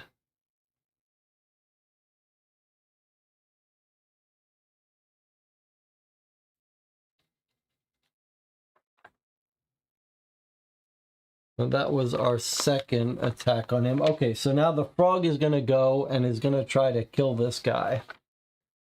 All right, frog, here we go. It's an 18. The frog did it. The frog did it. So it killed this guy down to 0 power. And this guy has now been killed. Every time you kill someone, you get a lucky. So we'll just put this in our thing to resolve in a bit. Only 1 guy to defeat. He's going to attack us now. He's going to attack the frog, I guess. So he rolled a 7, but the frog has hardness of 5, so that hurt the frog. He's only got 1 attack, so that's it. He's done. All right, now I'm going to try to attack him. It's an 11. He's got a hardness of 9, so that's a success. That does 1 damage. I'm going to attack him again. That's 11. That's enough. That's 1 damage. And now the frog goes. That's a 15. That's enough. He's got 1 more damage. Okay, now this guy goes. He rolled against the frog at 13. That does a damage. That's it. He only gets 1 attack. Okay, I'm attacking him now. That's a 9. That's enough. And again, 11. That's enough. Frog goes. 18. That hurt him. He's only at 2 life left. Now he's going to attack the frog. He killed our frog. All right. He's killed the frog. What happens now? I think that's it. I think the frog is just dead. Like, the frog surely doesn't come back to life, does he?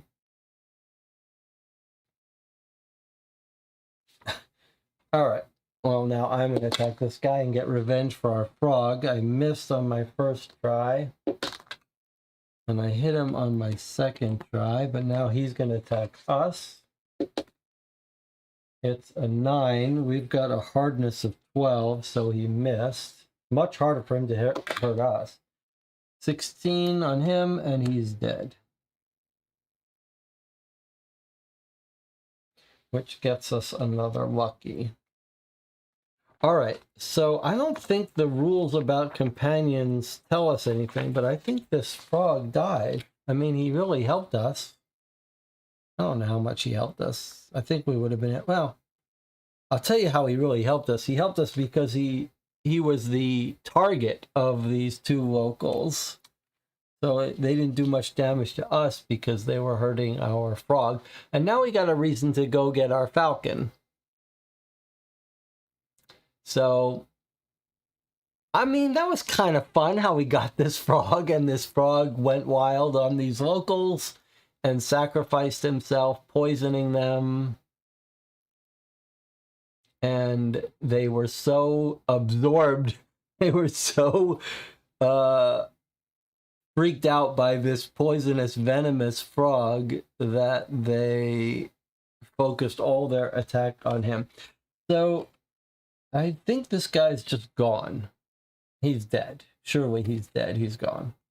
So I will put him back in the special cards. We had him for a while. We did, however, get 2 luckies, and we succeeded in combat. Let's see how that works. So we had the combat. Impressive fighting skills, I must admit.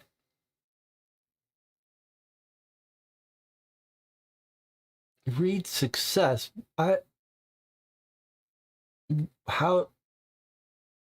don't get it. What is this?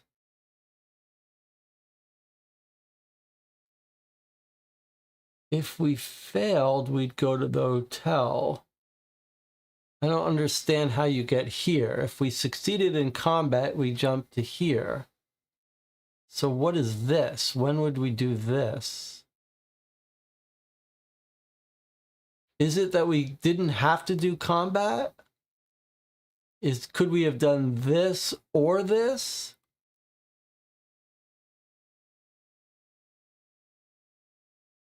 It's kind of weird, right? Also, look at this safe. We could have done this instead. Snuck into his safe. But this is weird. No memorial for the frog. Well, we remember the frog. We'll remember him. Okay, I guess if I had to guess, I'd say that we could have done this or this. We don't know. But we do know that we had combat. We were bound to have combat sooner or later. Let's look at this. Holderich dives deeper into his leather armchair. His voice is quiet, hushed, and icy. I was impressed by your reaction just before, when you killed those guys with the frog. The first time you entered my office, you didn't strike me as a person capable of performing such a feat, endangering your own life to save a stranger. It's a rare thing these days. Therefore, from now on, you'll work for me. All I want is my son's murderer's head on a plate. My people are already gathering information. What we know so far is that Police Chief Mainerich's downplaying the case. Unfortunately, that lazy asshole's constantly surrounded by gendarmes, so I can't reach him. We also learned about a secret group of zealots going by the name of the Guardians. I'm sure they're somehow responsible for my son's death because they are a furious bunch of lunatics, living and hiding in the woods, guarding God knows what. I advise you to track them down as well. Press Mainerich on this matter. I'm sure he knows where they're hiding. Any information you can extort from him is valuable. I'll present you with the evidence my men have found so far. If any of it can lead you closer to the killer, feel free to use them. So he's given us a clue. And we've gained the action best man. Okay, so let's take a clue, add it to the luckies. And now we have the best man. If you want to work for me instead of the chief of police, let me know. Maybe it would be wise for you to side with me in this matter. It will definitely pay off more. If you want to do Holderich a favor, start a quest line below Best Man. If you don't want to help Holderich, you can go get more clues. Does this mean we have to do this instead of getting clues?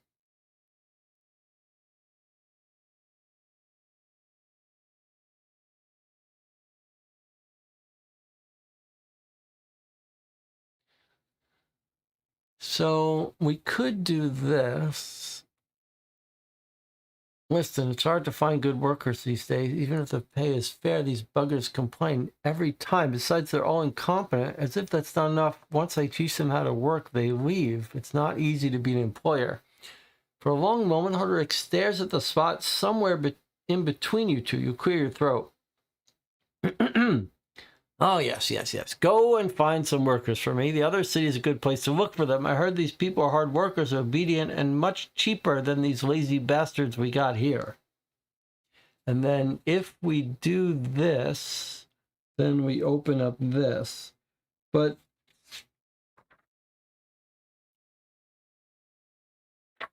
I can't tell if it means that this is an alternate to getting clues. Like, is it saying...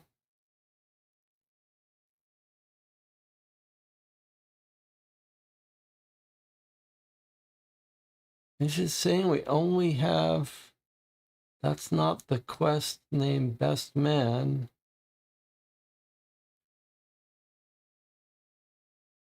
Start a quest line below Best Man. I think it's saying if we want to be his best man, we do this, which then unlocks this. I just don't know if this is an one or the other.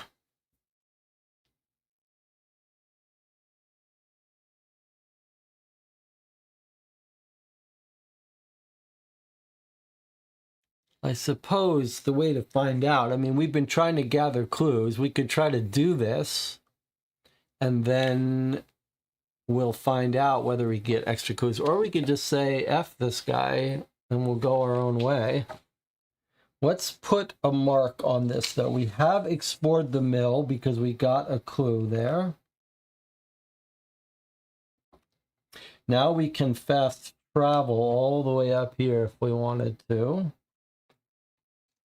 Let's take a look at what we got, then we'll discuss whether we want to help this guy or not. So here's our clue. Unfortunately, it's not a squirrel clue, it's something else. An unusual medallion. You've never seen such an ornament yet. You like it so much you decide to wear this medallion around your neck, even though it's evidence. You are sure the drawing has something to do with Arcadian pagan customs, since local ladies make the sign of the cross as soon as they see you, while local men snort at you. Pub owner Maynarick told you to cover it or get lost, from Wolf said. You decide to take it off because, well, why would you wear it if no one else saw? You don't know whether the medallion belongs to a victim or the murderer, but every here and then you dream of a slender old man approaching you. Dream after dream he comes closer and closer while dead and terror keep growing. You hope he will whisper the murderer's name once he comes really close. And so that's one of our three clues, but if we prefer, I mean, if we find three different clues, we just bring it to the chief. But if we happen to find three of these medallion rituals, we've got a special path. Okay, this goes with our squirrel paw right in there. Let's see what luckies we got. Unfortunately, we got a trinket that we're not allowed to wear. It's a turtle.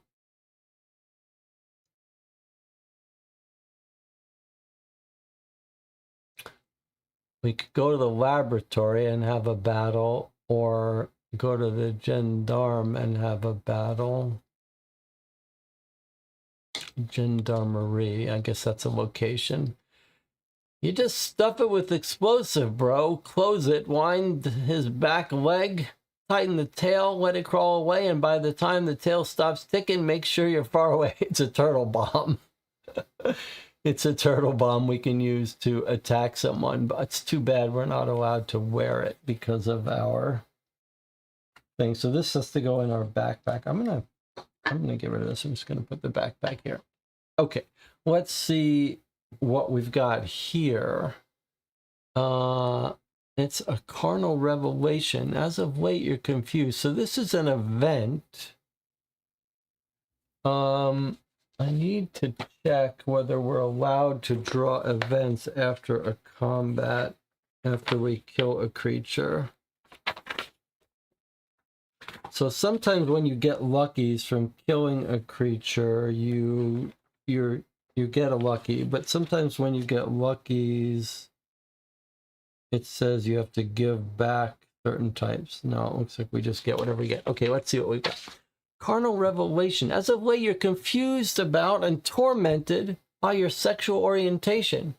You simply cannot decide your sexual preferences. You're relieved when you learn that some Austrian pseudo-doctor named Sigmund Schlomo thinks the sexual ambiguity is okay, has a scientific term for it. You're relieved by the realization there's nothing wrong with you and start experimenting. Your confusion does not abate, but now you have a better understanding of both women and men. So we've got +2 intelligence and +2 charisma. And what is this thing called? It's not a weapon. It's not a consumable. It's an event. Okay, I think the way the events work is they last for a little bit. Let's see if we can't find some confirmation about that.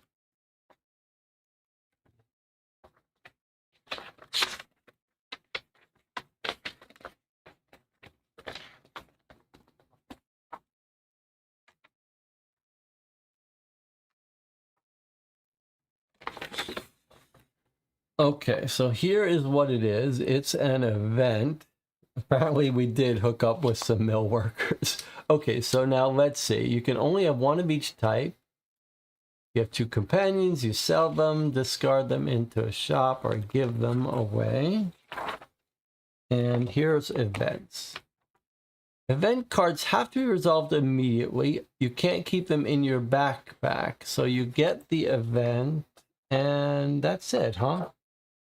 It's just an event, so it's just a permanent. I thought maybe it went away, but we've now got +2 intelligence. Here, +2 intelligence and +2 charisma. That's pretty nice, all positive with our carnal revelation. All right, well, we'll just put this there. I don't know if it goes away. I thought it reset. There is a discussion of resetting at some point, like when we rest, but let's not worry about now. Oh, here's permanent. Let's read permanent. You can't replace them. You can't unequip them, discard them. You have to play with them until the end of the game. Okay, so now we have to make a decision, though. We've explored the sawmill. We can either go hunting for another clue, or we can try to help this guy. He wants us to go to the tea house in the other city. So the tea house in the other city is right here. We could come back up in one move and go here. We could do that if we wanted to get this guy workers. Looks like we got to do some stuff here. I suppose we probably shouldn't look at this until we decide to do it. So is this what we want to do, or do we want to go get our hawk over here? We probably want to get our hawk, right? Because he's like, it's free.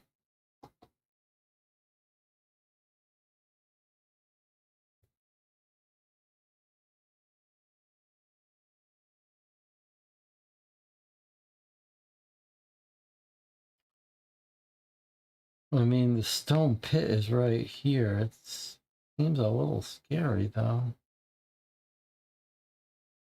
I don't want to go into another fight without this hawk, so I'm going to move up here for our next round.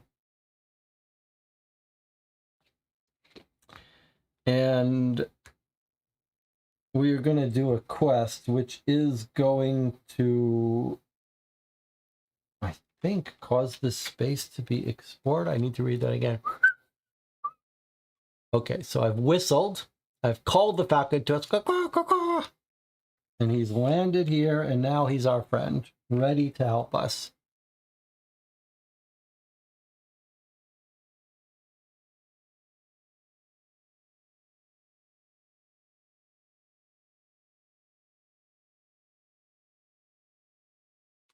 All right, so we now have a gray falcon helping us. I guess I'll put him right here, ready to fight. He's got power 7, damage 1, attack 3. That's the amazing part, that he's going to do 3 attacks per round. That's pretty amazing. Okay. Now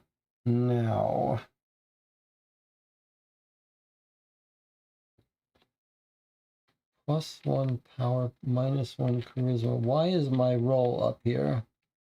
Scary look. Opponents intimidate +1. I guess I have that. Okay. Now we did that quest. I believe the rule is that a quest makes a place explored. If I'm correct. Does anyone remember if that's correct?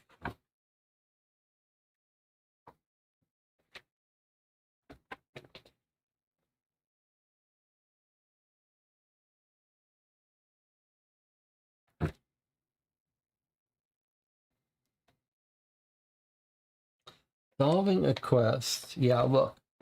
Solving a quest on an unexplored tile, as long as it's next to an explored one, counts as an explored action.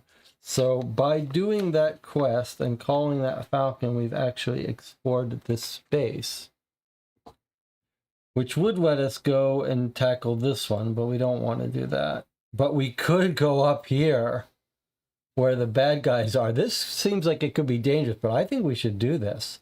The only way to get here is to go up from here. There's no other road up to this scary mountain, so I think we should go up here. But I'm afraid we're going to have a fight to the death.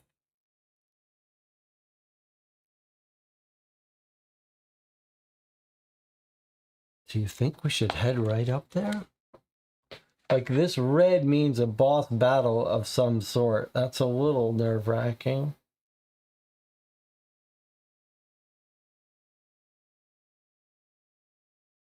Well, where would you guys like to go? Where would you like to go? We've got 2 of our 3 clues, so we could try going right up here and getting this clue here. It's not a crazy idea, but it could be dangerous. And remember that we can fast move through this, so we could instead head up to this other city and do some stuff in here first. Go this way. We'd have to explore.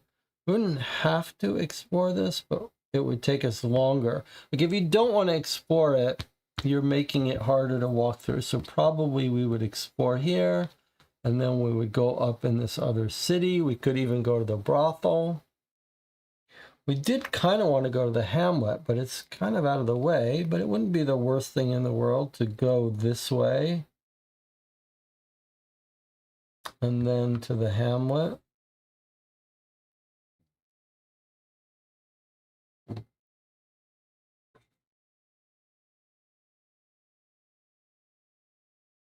I don't know. I mean, we've got this falcon. Maybe it's the time to bring the falcon up to the mountain and see if we can get a clue there.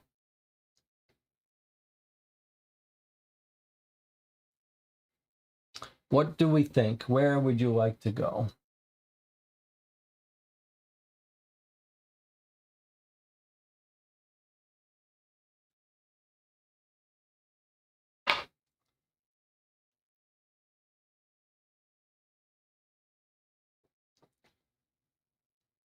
Yeah, let the falcon find him. Can we get clues where the red combats are? Yeah, I believe we can. Because the combat has nothing to do with the clue. Oh, but there's no magnifying glass. There's no magnifying glass on those places. There's no magnifying glass. So there's a lead, but not a clue. That's a little scary as a concept. So actually, those locations don't have clues.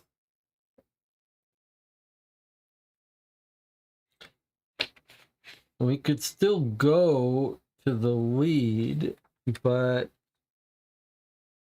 we wouldn't get a clue there. I don't know what it is.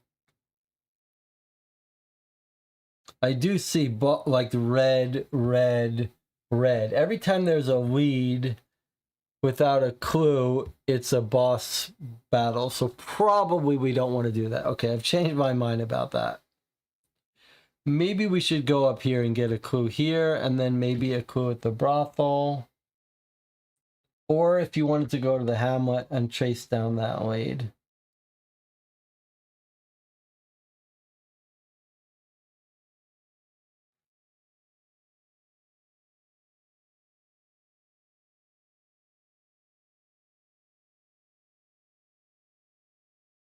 This has a red boss fight too, but it does have a clue.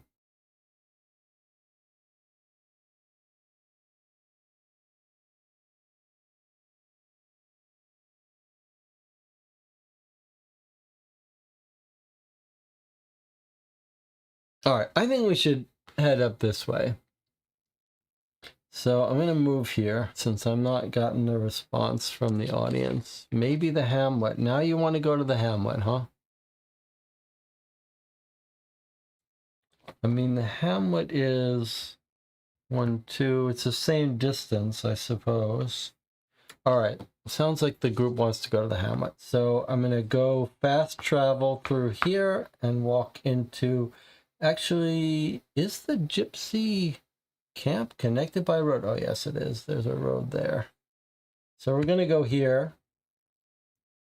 I guess with this character, it's all about intelligence. So let's have an intelligence encounter here.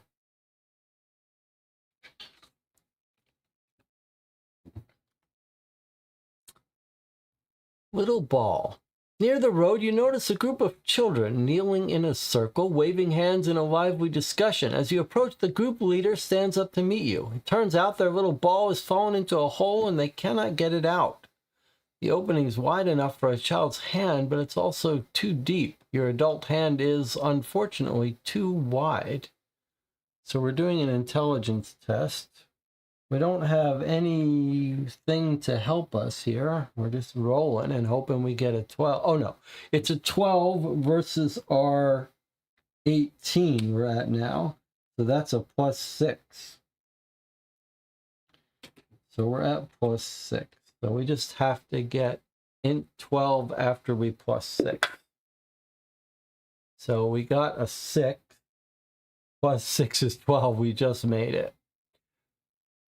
You observe the hole for a few moments and then take a water bottle from your backpack. As the level of water rises, the ball appears. Children are ecstatic. Afterward, they praise you throughout Arcadia. +1 charisma.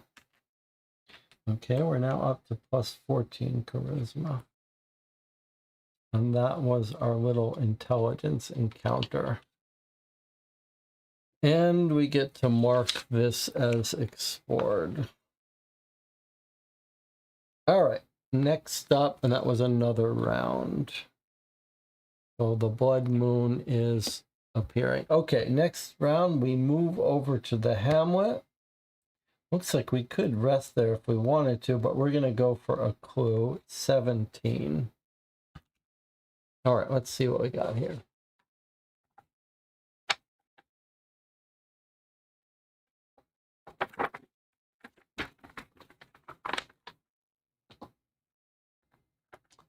The hamlet. You're approaching a settlement situated on the lower slopes of Mount Bedham. A few cottages, crop fields, and the scent of straw in the air. A small church is the only stone building seen from afar. people in the field don't seem to notice you, yet old ladies peek from their windows as you approach the church. The church doors are open, so you enter. The smell of incense and pleasant wet coldness calms you down. Martyrs look upon you from the frescoes. You cannot help but ask yourself again, what kind of God preaches suffering? At that moment, a screechy door down the hall opens up.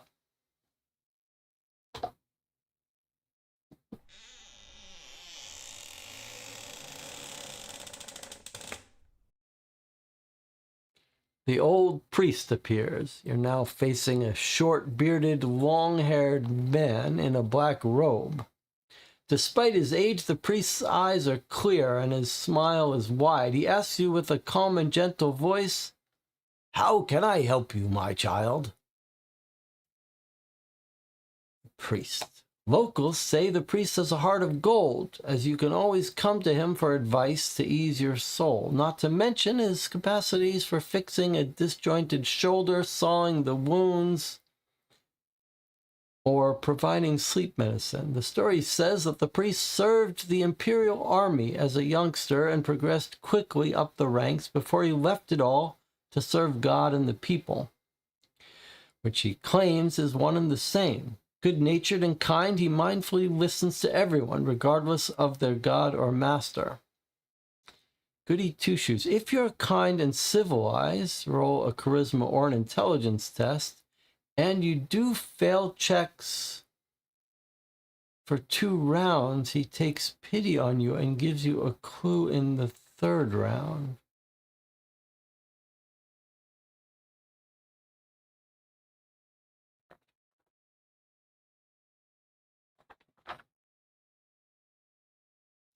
Goody Two-Shoes. If you are kind and civilized, roll charisma or int test.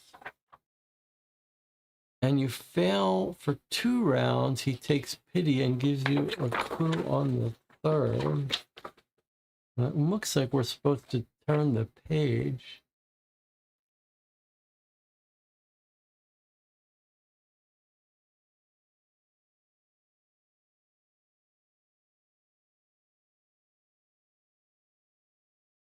So we could do a power test of 8.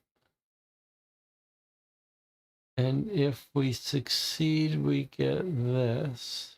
Or we could try an intelligence or charisma test, in which case it's guaranteeing that we're going to still proceed, but we would take an unlucky for failing twice.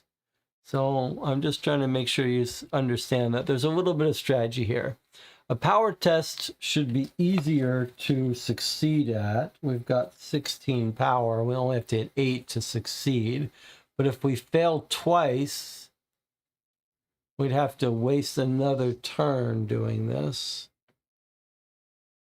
Whereas if we do these, if we fail, we just go through after 2 shots. I guess we should role play it. Surely this kind guy we're not doing this to.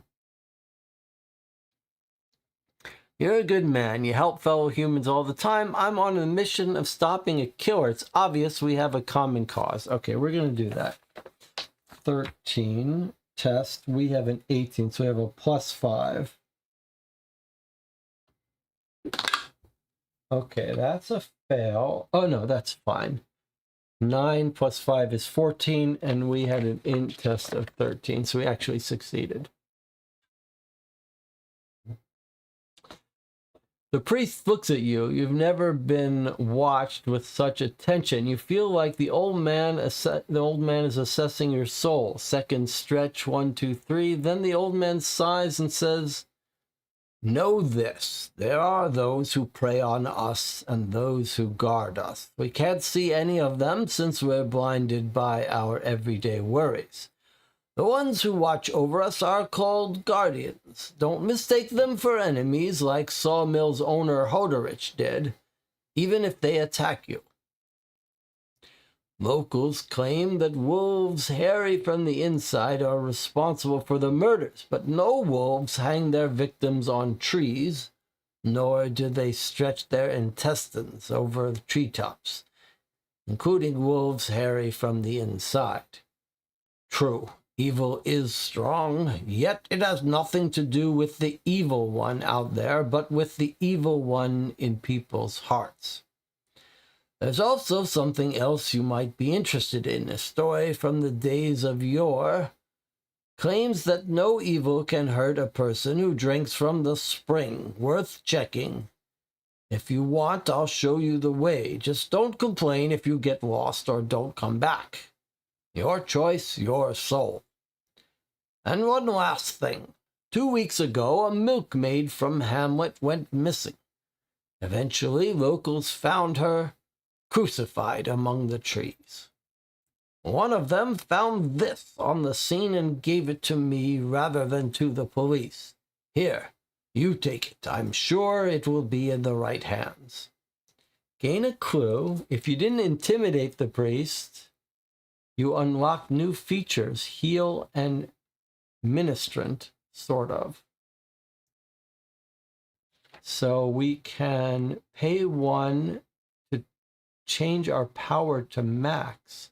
For a small donation, the priest will heal you every time you move to or across Hamlet.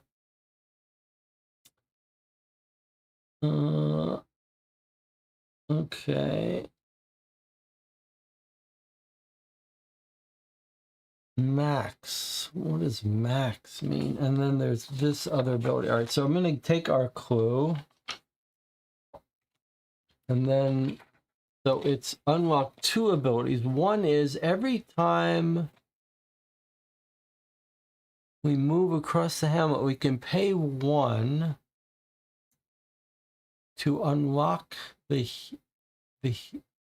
heal us to max. What does that mean? And we've also unlocked this feature. There are many forces at work, forces beyond our influence or understanding, and yet we all have to deal with the consequence of their play. I was mostly up to the task when I was younger, but my strength has been waning as of late. Is this him talking? I'm a ministrant, someone to whom I'll pass on my... I'm looking for a ministrant, someone to whom I'll pass on my duties when my time comes. Indeed, I've found one, but he's still too young and inexperienced for some tasks. But now you're here. I think you might do. You'll be like some sort of my ministrant. I can't pay you, of course, but I may help you with information, provide you with some trinkets, or teach you some healing skills. What say you? If you take this quest line, no other player can take it. If you want to do him a favor, start a quest line below ministrant. If you don't want to help, which we don't really still understand this thing. Okay, so we can try to help this guy's thing by going into Stitchak's circle. An old friend of mine sent me a bird with the message that there's a victim in Stitchak's circle, a new one. I thought you might want to go there first. I'm interested in stopping the murderer as much as you are. Will you check it out? I mean, this seems like a mission that we might be interested in. It's at least related to our quest.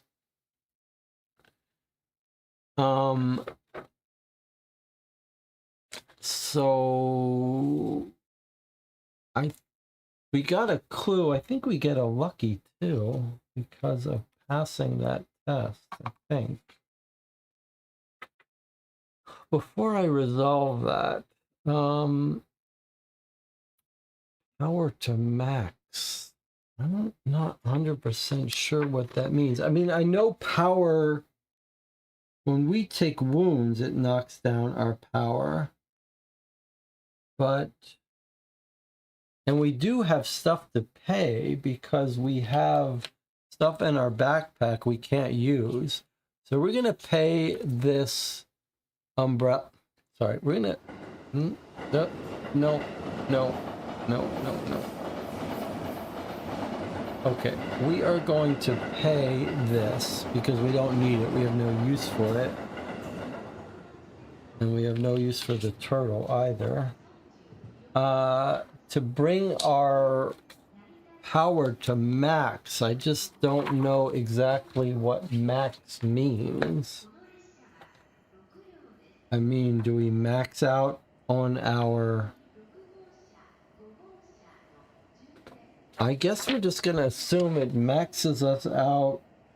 It could max out to our starting health, or would it max out all the way up to here? We don't know.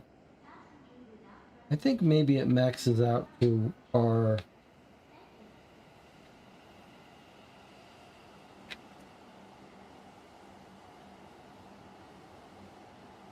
A little confusing because we were already +1. All right, I guess we're just not gonna... We're not gonna pay this because we don't understand how that works for now. And that's our... Oh, I already took a clue. Okay, but look what we found. We found our second squirrel clue. Fine, fluffy, soft, ticklish. When blowing a nose into it, it can also be used to wipe tables, harden your partner's nipples before or after, as you wish, the intercourse. There's a lot of sex in this game. Or dust the light fixtures in Wilsed. Besides that, you have no idea what to do with it or what kind of clue it is. Perhaps the murderer loves squirrels. Okay, we have 2 squirrel clues. If we could find a 3rd squirrel clue, we would have the special squirrel ending.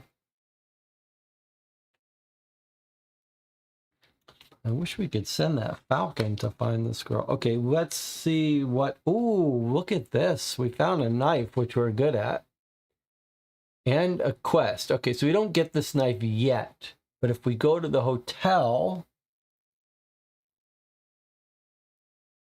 near home, we can do a charisma test and get this knife.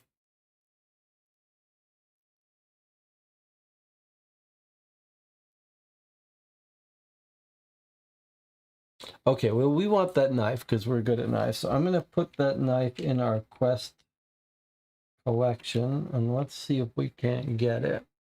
And we have met at the hamlet. We've gained a clue, so we have explored that location. Now, before we take a break, the question I have for you is, do we want to do his quest? He wants us to go to Stechik Circle. Where is that? Here.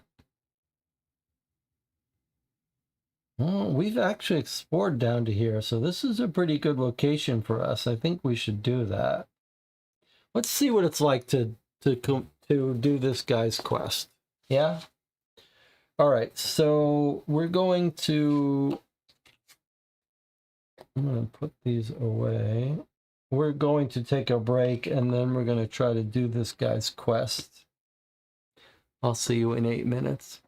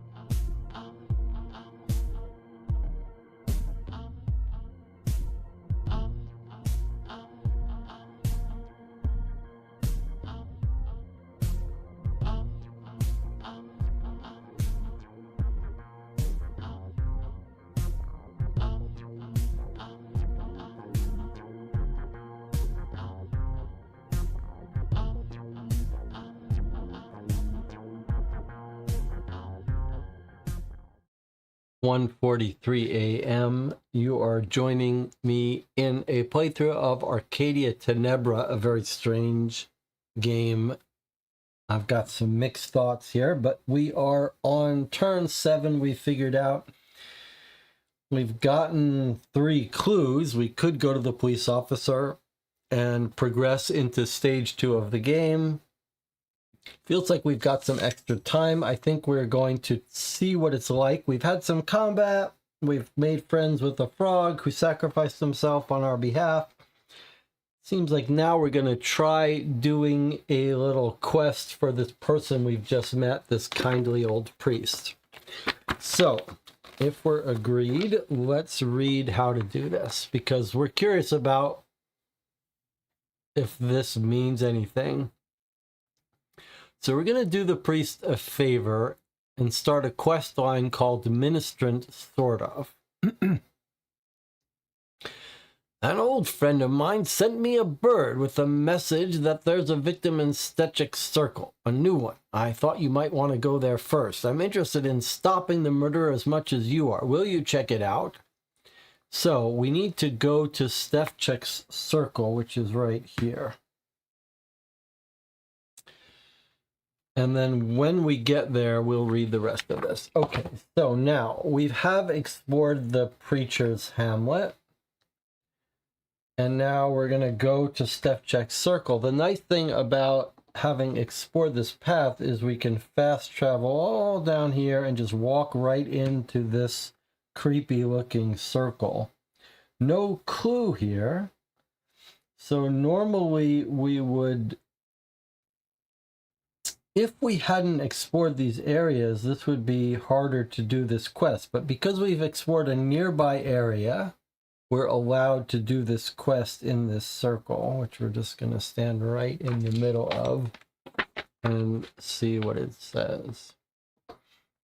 Okay, we're doing the quest now that it's a new victim.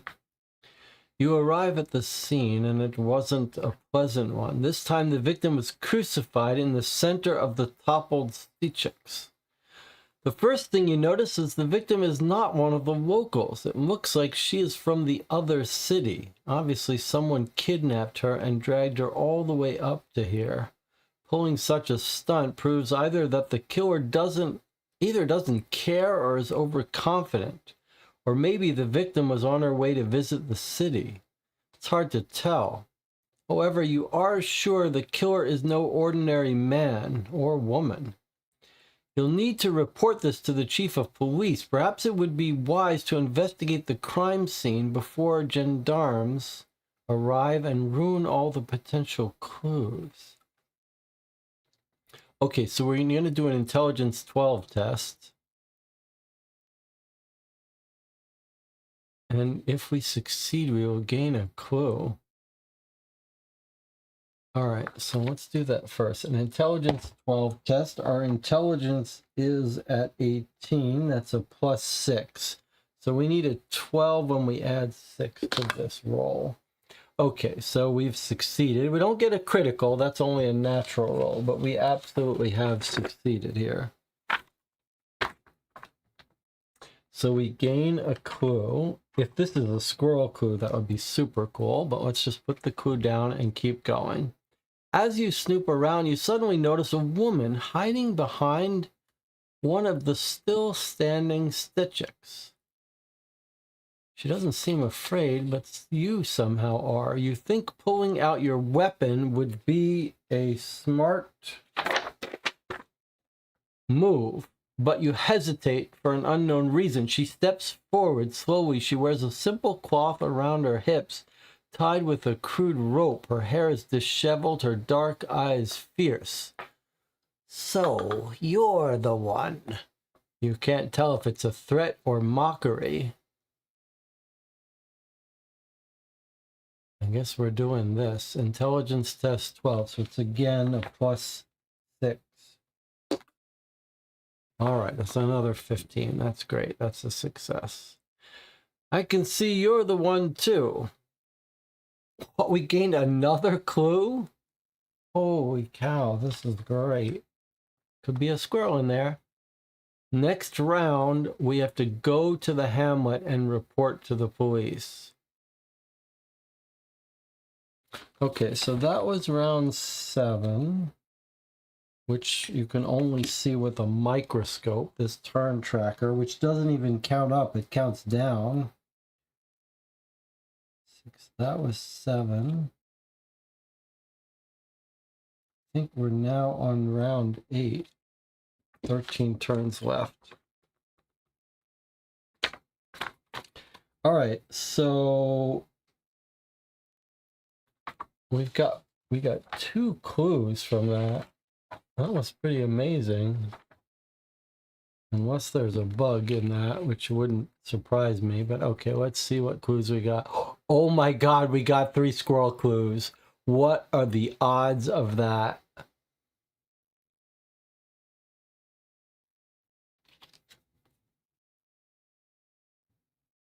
Oh no, there's 2 squirrel paws. It doesn't count.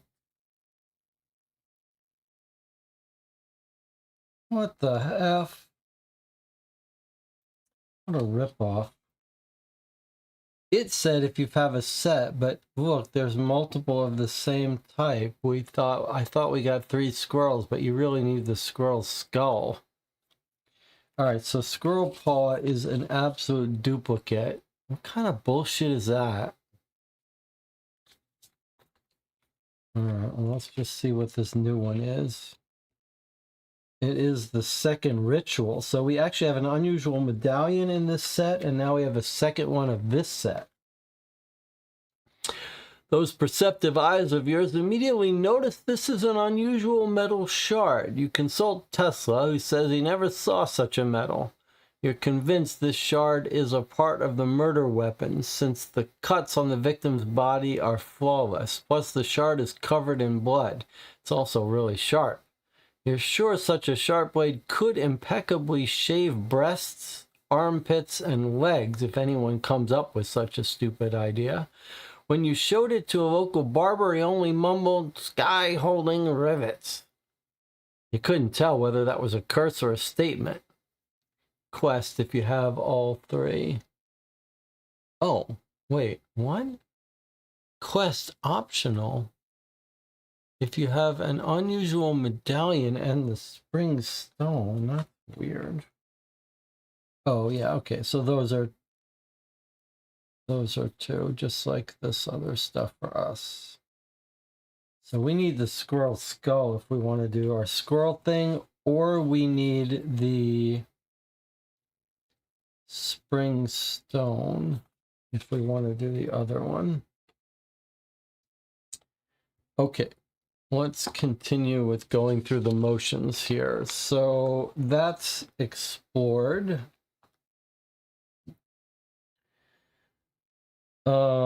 And now it says that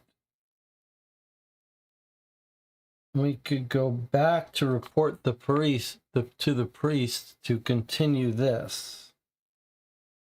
So let's go do that. Let's go back to the hamlet. That's our next action, and report to the priest. Oh, good. I think you'll find this useful in your journeys. Please take it. It will come in handy during fights. Gain the special card, the priest's bag, and now we're allowed to continue.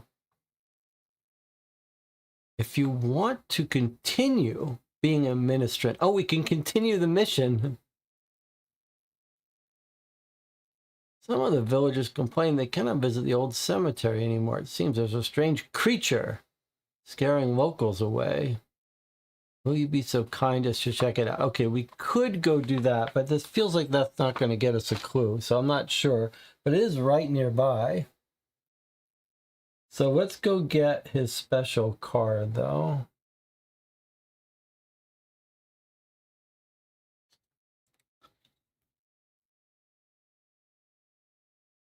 The priest's bag. What's this? It's a trinket. We're not allowed to wear it. heal 5. That would be great, but we're not allowed to wear it, so it just goes in our backpack. Hopefully there's someone who wants to be bribed with stuff, because we got stuff. Okay, so whatever turn it is, with the microscope. 1, 2, 3, 4, 5, 6, 7, 8. I think we might be on our 9th turn now. Almost at the halfway point. So we have a decision to make. We could help the priest by checking out the cemetery and some strange creature, but there's no clue there for us. On the other hand, we have plenty of clues to go to the police officer. But I really wanted that squirrel clue, so we could try to get more clues, but we don't know how much time we're going to need once we hand in these. So what do we think? We're not that buffed up. Like, we haven't found something to wear. We haven't found a... Oh, I wanted this weapon. How about this? Let's do this.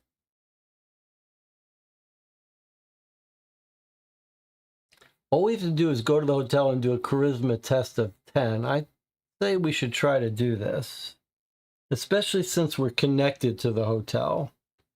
So that's what we're going to do. We're going to try to do this quest. So we're going to walk ourselves here. I want this knife for battle. We're going to go here. We're going to do a charisma test. We got +3 on charisma test, actually. So it's actually pretty good. So we've gone to the hotel. Now we're going to do a charisma test of 10 with a +3.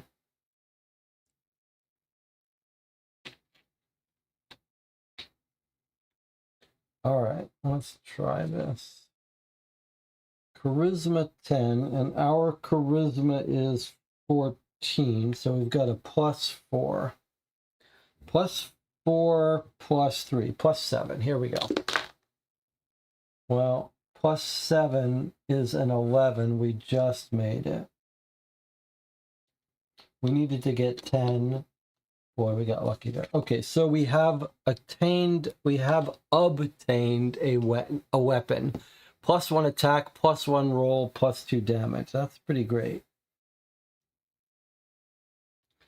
Okay, weapon goes in our weapon slot. Next turn.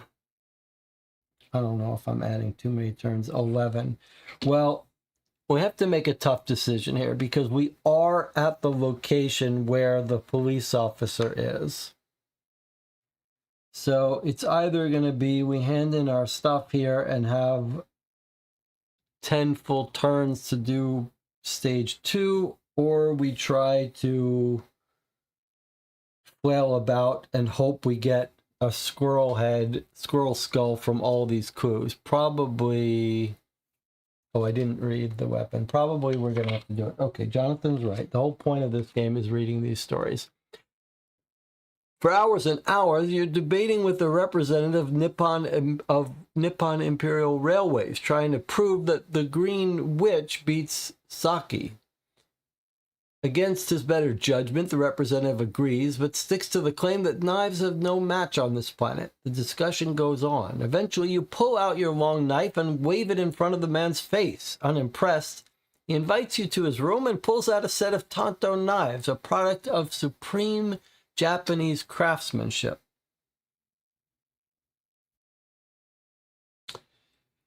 You humbly beg to buy this perfection, but the short gentleman doesn't even want to consider it. However, feeling obliged to repay your kindness for introducing him to the divine booze, he gives you Tanto knives for free. 2 days later, the hotel staff discovers him impaled onto his katana, surrounded by empty bottles of Green Witch. You hope this has nothing to do with you. +1 attack, +1 roll, +2 damage. That's amazing. +2 damage. And since we're a specialty, it's a specialty of ours, it does even more. So yeah, that's a great weapon to have if we have to go into a battle. So What's it going to be? I think we're going to have to give these clues to the police officer. The odds of us finding the squirrel skull are too slim. Let's go talk to the officer. Here we go. Don't you agree? Because we don't know what stage 2 of the game looks like. It seems like we should do it. Okay, here we go.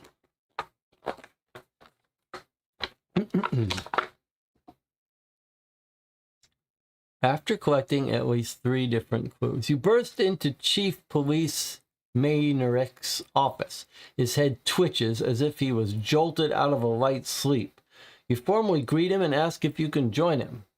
Yes, yes, of course, he says, pressing his scarce hair. So what brings you here? I know who the murderer is. The chief of police jaw drops. He let the moment last for a while. The chief's oily forehead now displays lots of little sweat pearls. You eventually utter, Guardians. Guardians? The chief waves his hand dismissively. Ah, these are bedtime stories for children, an ordinary folk tale that guys exploit to get laid at village fiestas. Fucking guardians? I'm not giving up. Hoderick started this investigation. He knows about guardians. Chief, the way I see things, your prospects are not good. The man cringes. He scratches the crest of his nearly bald head and turns away. He sees the window of opportunity.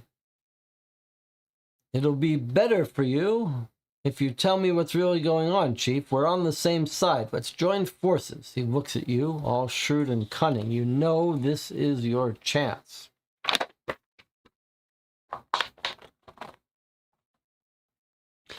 A peasant's cunningness and the unmistakable instinct for being in the right place at the right time earned Maynard the position of chief police. Along with intimidating the opposition, he also had to kiss the arses of his superiors in Agram. Life was almost perfect until the series of murders came along. He refuses to designate them as the ritual, just as he refuses to remember something similar that happened when he was a little boy, or that older people recall such events from the olden times. He ascribes murders to either beasts or Turks, convincing locals everything's going to be just fine. A few peasant daughters and sons, more or less, who cares? Fearless in office, you may roll only once to intimidate him. If you fail, Maynard will summon gendarmes who will put you in jail so you can calm down and clear your head a bit, which would waste a turn. Strike a deal.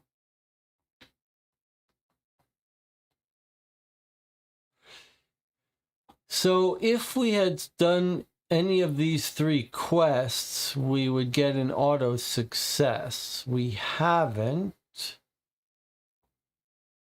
So we could either do a power test, and we're only allowed to roll once, or we could do these, which we can check twice. I guess we're going to do our intelligence test 12. Let's remember we can do this twice. So an intelligence test of 12, huh? And we're at 18, so it's the old +6. Okay, 13 plus 6 is 19. That's an easy success. I don't see any other options, Chief. It's a win-win situation. One hand washes the other. You know how things are around here. So we succeeded. Fine. This is what we'll do, he hisses. You will, by all means, make sure... I guess we get a lucky for this. You will, by all means, make sure that shithead Hodorich stops breathing down my neck. Guardians are not my problem. If you want to visit them, so be it. In the tall grass behind the laboratory, you'll find a milestone engraved with a wolf's head. Press hard on the wolf's eyes and the stone will open up. Inside you will find a necklace and a map. Use them both to locate the Guardian's barracks. If you get stuck, tell Tesla I'm sending you and he'll help you. Guardians are not murderers, but perhaps they could be of help. And once you find the murderer, whose credit will it be? What will you tell the people? You sport the widest grin ever, impressed by seeing how this cunning man instantly adapts and takes advantage of a new situation. Chief of Police Mayernick. The man's expression turns complacent. Of course, it's Chief of Police Mayernick. Standing up, he pulls out keys from his bosom and opens a large closet in the corner. Give me those keys you've collected. In return, you can pick a thing or two from my very own secret collection here. This is weird. I don't understand what's happening here. Exchange all gathered clues for Tesla's prototypes in a ratio of 2 clues for 1 of Tesla's prototype.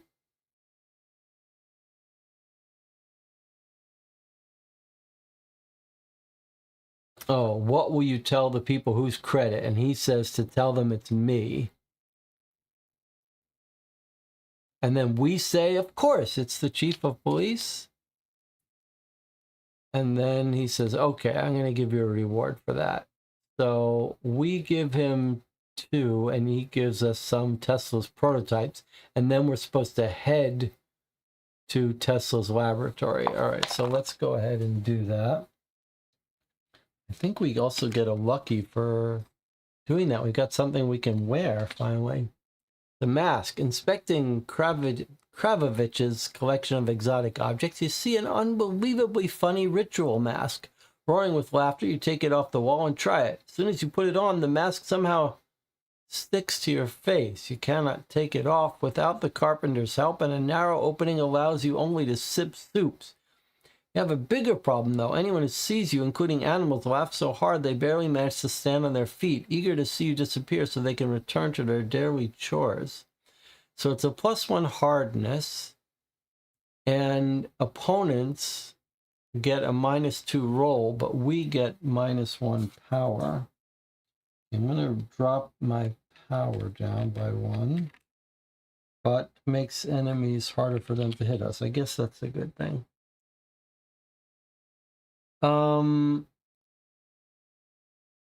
And now we can trade in our clues, 2 for 1. So we have 5 clues. So 2 and 2 get traded in for 2 of Tesla's prototypes.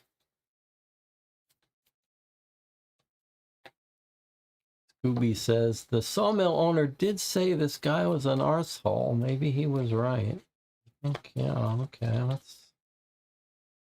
let's see what prototypes we've won, though. 2 trinkets. Bullshit. I'm going to take this, even though we don't need it. Okay, I'm going to give back 1 trinket, since we can't hold any trinkets. Let's just see what these things are. Buzzers. The lid slides aside. 3 mechanical buzzers spring up into the air like metal insects. So they do damage once per combat round. They're automated. That's pretty good. 3 damage is pretty serious. But we can't hold that, so we'll just put that in our backpack. And now we've got Electricia. You can empty an entire charge into your target by unlatching this small lever here. So we load it, and then we do +1 attack, +3 roll, +2 damage. And if we discharge it once per combat, I guess first you have to discharge it. No, then you can load it again. Let's see. But now we're not allowed to even carry that either, because it's a weapon and we already have a weapon that we probably like better. So I guess this all goes into our backpack. these clues go away. We still have our squirrel's tail, I guess. He didn't take it away from us.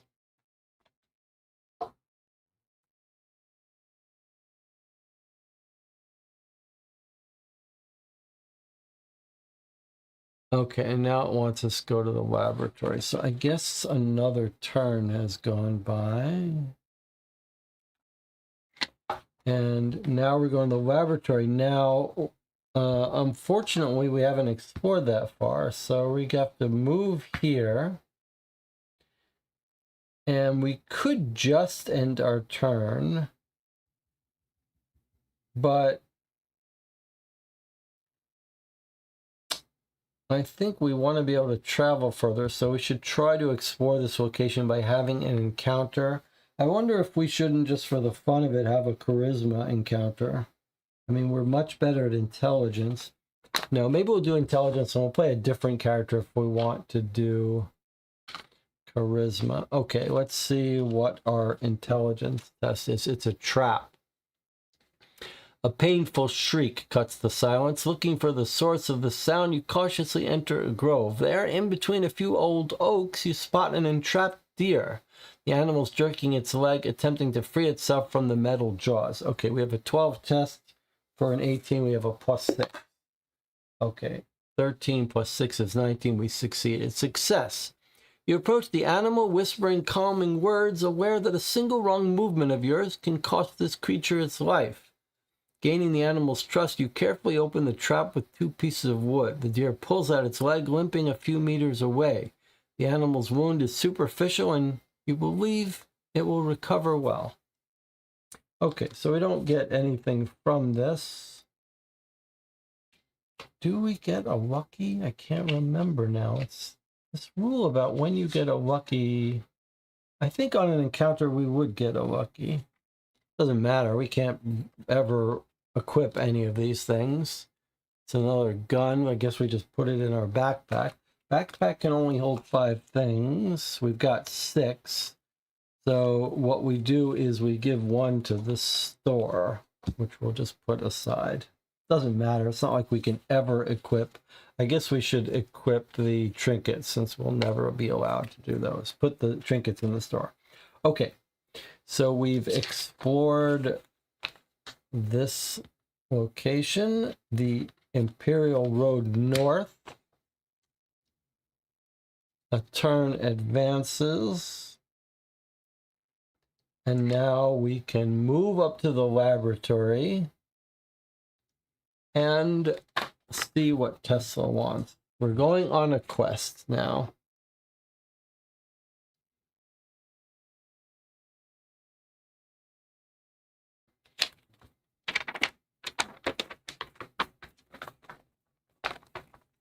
Tesla's quest.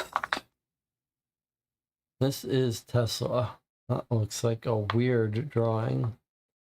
You can see dark smoke rising from the laboratory in the distance. You run as fast as you can. The lab doors are broken. Dead Turks and Uzbeks lie scattered around. The battle is fierce, but you cannot determine who won. Dying ones still moan. Hasting to the nearest guy, you find it's a young man with a ripped stomach trying to hold his intestines with bloody palms. You know he's beyond help. Water! Water, begs the dying guy. Kneeling, you lift his head and place a bottle against his pale lips. Young Uskuk greedily laps, but soon begins to choke. His cough makes air and intestines flow faster through his fingers. Turkish dogs. Too many of them. Osmanli motherfuckers. I slashed 3 before they cut me open. The guy stops, breathing heavily. You touch his shoulder, saying, "You fought bravely." A bloody arm suddenly rises and grabs your collar. Yeah, to save him. If Osmanlis take him to the other city, we'll end up between a Turkish hammer and a Venetian anvil and end up killed. All of us. Chase them before they get too far away. Save him. Save us all. The grip subsides with his last breath. His intestines spill over the floor. The stench is almost unbearable. In his dead eyes, you can see the sky strewn with white clouds and black smoke rising from the demolished lab. You ponder whether to save Tesla or to find a hidden milestone behind the lab and continue to search for the murderer. You don't exactly have time for both. So, are we going to save Tesla by following the Turks to the brothel, or continue with the investigation, collect both the necklace and map from the carved milestone behind the lab, and proceed to the barracks? All right, what's it going to be?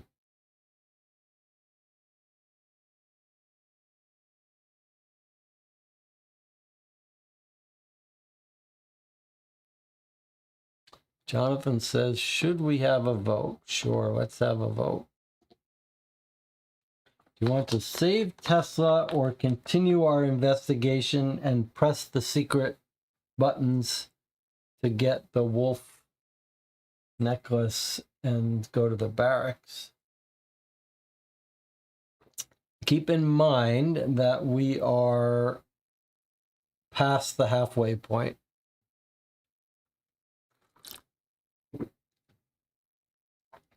Jonathan votes to leave the guy to die and proceed with our mission. This hawk wants to taste blood, is what I think.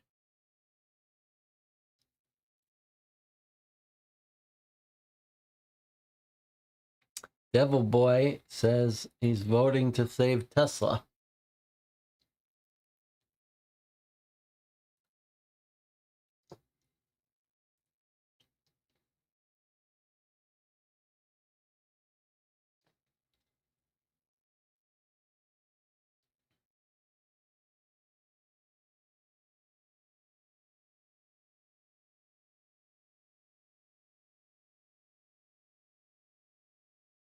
Amato votes to save Tesla.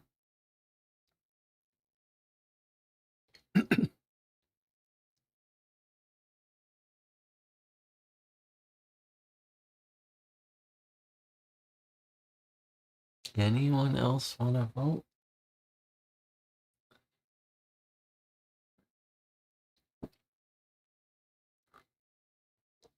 D.T. Anderson says I was coding.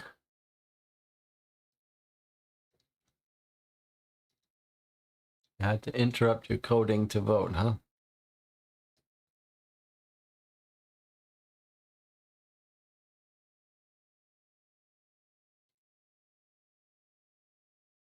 You might reward us, yeah, but it says we probably don't have time for both.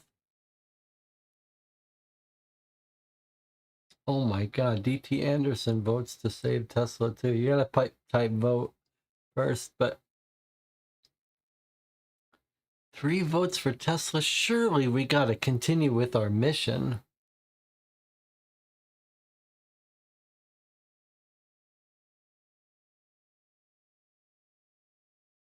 I mean, I think this is gonna be one of these times I'm gonna have to override the channel vote, because I cannot have us messing around when we've got a mission. Okay, D.T. Anderson changed his vote. So we are tied, and I will break the tie and send us. Amato agrees. Okay, so we've all been convinced to go on our quest. Okay, it says immediately proceed to the barracks. Now, it's not 100% clear to me whether we should have to explore it, but I'm just going to put us here because it says immediately.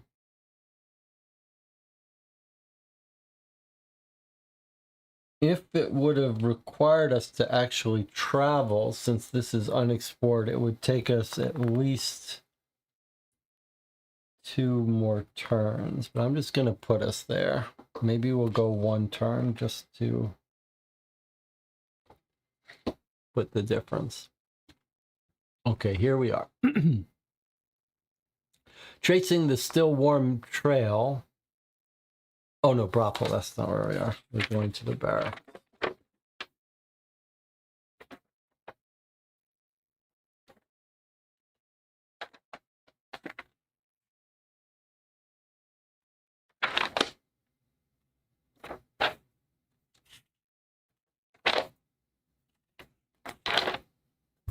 I see. It just makes us go to the barracks. Okay. All right, here we go. In case you haven't managed to combine a set of 3 clues or collect a necklace and a map from a carved milestone, are we supposed to actually get the necklace?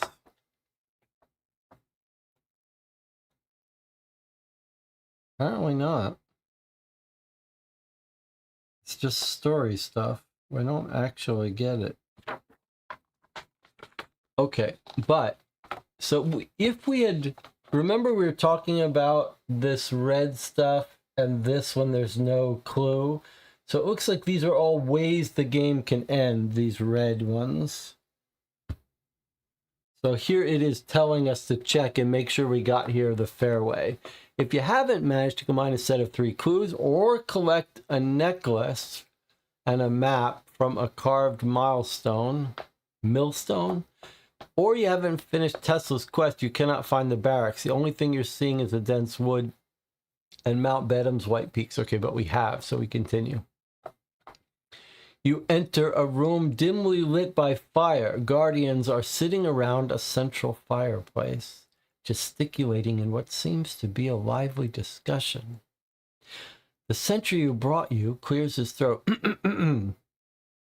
Men around the fire go silent and start retreating into the shadows until a single figure remains sitting, clad in a black cloak. You reckon this must be the elder. Long hair with white streaks and a dense mustache hide his face.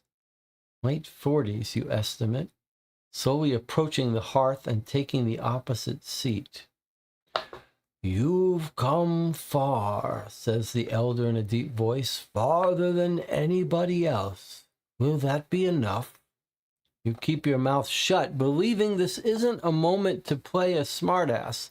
Elder goes on. "Yeah, hard to tell, but one thing is certain, you've found us. That's not something to ignore. You seem to be capable, but you still have to prove yourself." The elder gets up, unbuckling a cloak to reveal his bare torso. "You do not truly know someone until you fight them." You nod, get up, take off your gear, and assume your guard. Guardians surround both of you. Their entangled hands and bodies form a tight and unbreakable circle, a powerful ring made of flesh. You're undoubtedly about to face a round or 2 of good boxing. So we don't have comedian. So we have to... Oh, if we had comedian, we would do this. If we were playing as Mara, we're not. We would do that. Otherwise, we're in boxing. Remove all equipment. Reset your stats to basic value. So we don't get our knife. We don't get our mask. What is equipment? We can't take off our tribal tattoo. But do we lose our... Do we lose our bird? It seems like we're losing our bird. Like, I guess the bird is equipment. That really is unfortunate.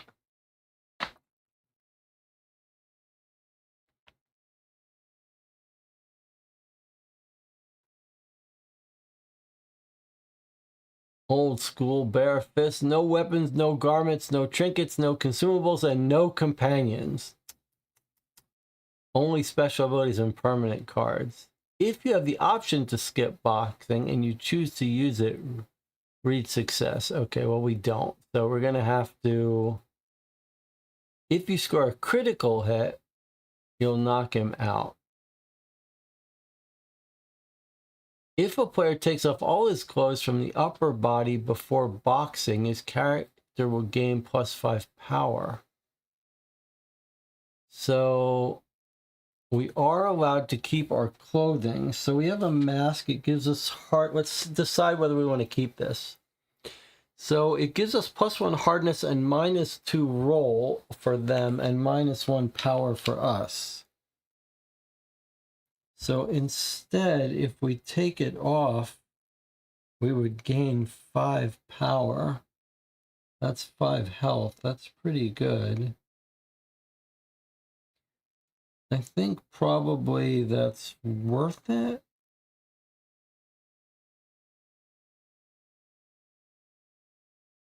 Although -2 on a roll is pretty good. I guess we'll keep wearing our mask.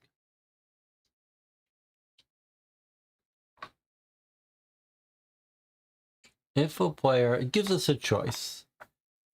But I think maybe the mask is better to have -2 roll every combat round rather than 5 extra health. So I'm going to keep it on. Okay, here we go. Here's who we're fighting. Elder Vukashin.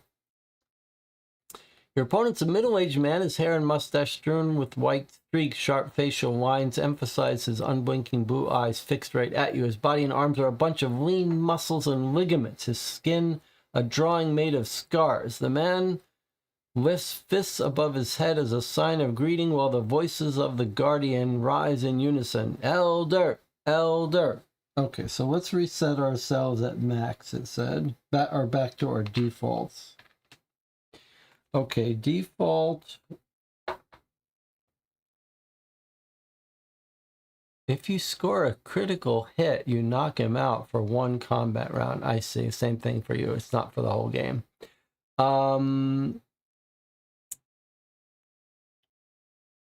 Okay, I really wish we could have that Falcon. If the player before boxing, I see what you're saying. No garments. We weren't allowed to wear garments no matter what. Okay, Jonathan is right. It's saying in real life, the player should take off their shirts. It's saying a player, not a character. Okay. I'm going to leave on my shirt if you don't mind. I'd rather not have that floating around the internet. Okay, but you are absolutely right. We're not allowed to use garments. But if the player takes off their shirts, in case the player is female, her character gains +3 power for every clothing item taken off until the topless point. Okay, so it doesn't want you to get topless if you're female, but you get +3 for as the closer you come to that. All right, let's see who we're fighting against. The Elder Vukashin is he a boss? I don't think he's gonna be in here. I'm just gonna check. Yeah. He's not in here. We just have to imagine him, I guess. All right, well, let's make a card. Let's make a space for him. Power is 14. That's his health. His hardness is 14, which my things don't even go up to. His damage is 1. That's good. His attack is 2. Ouch, he attacks twice. That's pretty rough. And his roll bonus is 0. Kicking you out of your shoes. He can trick you and use his uppercut to strike you after 2 rounds of boxing as he grows familiar. Kicking you out of your shoes. You suffer 3 damage and -1 attack in the next combat round.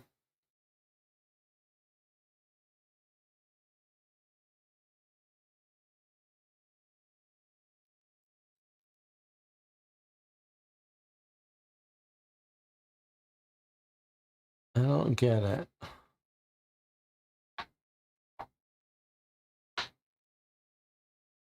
After 2 rounds of boxing, he grows familiar. And then he does this for what? 1 round? Only the first 2 rounds? I don't know. But, all right, let's just do it and then we'll complain about it later. Yeah. So, I think what we're going to do here is we're going to fight him. And if we get into trouble, I'm going to cheat and bring in the bird is what's going to happen. But, okay. This is a great example of the heart of the problem with this game, really. But okay, let me try not to talk about it. So we have an attack of 2, he has an attack of 2. We can't use our knife. We're just using our thing.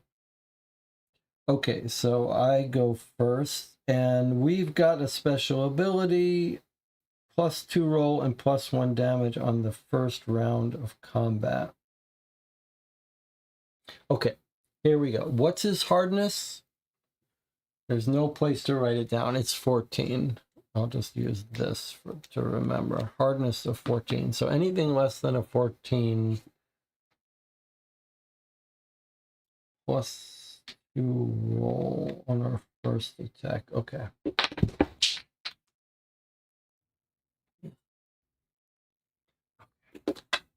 Okay, it's a 17, so that's a hit. Normally we would do 1 damage, but on the first round of combat we do +1. So 1, he goes down by 2. That's our first attack. Second attack is a 14. That's enough to hit him.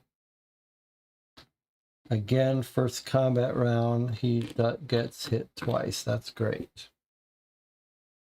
Now he hits us. It's a 12. Our hardness is a 12, so he hit us. And his damage is 1, so we lose 1 power. He's got 2 attacks. He goes again. It's a 13. That's enough to hit us. So we go down. We're +1 power, so that should be up once more. The opponent has a -1 roll, and we have a +1 roll because of our permanent. So actually, one of his hits missed us because this is our permanent tattoo. Should have dropped his roll by 1. And power +1, actually. So we're actually here. Okay, so that's fine. Let's just do that. All right, next round of combat is us. That's a 7. That's a miss. And a 15. That's a hit. He goes down by 1. Now he goes. 18. That's a hit. We go down by 1. His second attack. 8 or a 3. That's a miss. Next round is an 18. That's a hit. Our second attack is a 10 plus 1 is an 11. That's not enough to hit his 14. 14 is hardness. Yeah, okay, so we've missed. All right, so now what is this bullshit here we've got to do? After 2 rounds, he grows familiar. You suffer 3 damage and -1 attack in the next thing. Okay, 3 damage. 1, 2, 3. And -1 attack. So in this round, we only get 1 attack. I think it was his turn, though. Let's do his thing. So we lost the health, and he's attacked twice. He missed us. Now we attack only once. 19. So that's a critical hit.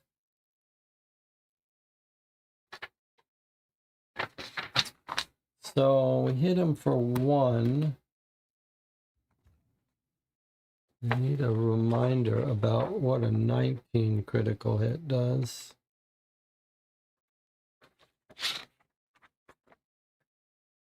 Add 1 damage.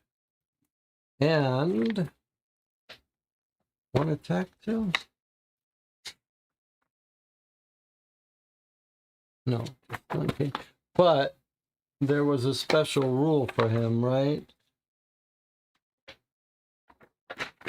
When you roll a critical hit, he knocked him out for 1 combat round. So he doesn't attack us back. And now a new round of combat goes. We got a 20. That's 1, 2, 3, and he's knocked out. And we go again. It's a 19. That's 2, and he's knocked out. All we have to do is hit him. That's a fail. And that's a 9. That's also a fail. Okay, he goes 10. That's not enough to hit us. And 18. That is enough to hit us. But now we go. All we have to do is hit him once, and he's down. That's it. He's killed. Okay, that's just silliness, though. No, I did not swap it for a high die, but what I mean, it's just the whole. Let me just comment for a second how ridiculous this is. This is like, here's a game which is mostly the combat is luck and dice rolling, and now here's this special combat. The special boss battle basically removes any possible strategy. It's just like, take all of the items you might have strategically picked, kept, and just get rid of them all, so that it's purely just this 10-minute multiple round dice rolling. I just don't know why on earth anyone would think that that was a good idea for a game design, but okay. So, success. You and the elder silently sit by the fire, gazing at thin orange flame. Suddenly the man mumbles a short prayer and says, "There's a border that separates the worlds. Where our ancestors arrived with migration, the border wasn't there. When our ancestors arrived, they lived in the undivided world where gods fought each other and the One. And so it was for hundreds of years, until man started to fight the One, and at the same time began despising and renouncing the gods from the olden times. The border then began to rise and grew more impenetrable as man became more powerful. With the appearance of machines that devour trees and puke smoke, the border hardened even more. Soon enough, the One will also succumb and retreat before man, and border will become almost impenetrable. We are the guardians of that border, the sons and daughters of old people whose world will eventually diminish and continue to live on only in people's dreams. Yet we shall not cease to perform our duty, because there's a host of forces in both worlds which still yearn for power over the other world. One of those is the murderer you're looking for. His name is Vesht. He moves in and out of both worlds, afflicting damage from both sides of the border. In order to find him, you have to go through the initiation rite. Only then the border shall open before you. Also, before you face the murderer on Mount Perun, you'd be wise to eliminate his assistant Vigor at Stone Pit. Better to attack them separately, because they're invincible together. We were not able to overcome them." He sighs and shouts, "Fetch Vladislav!"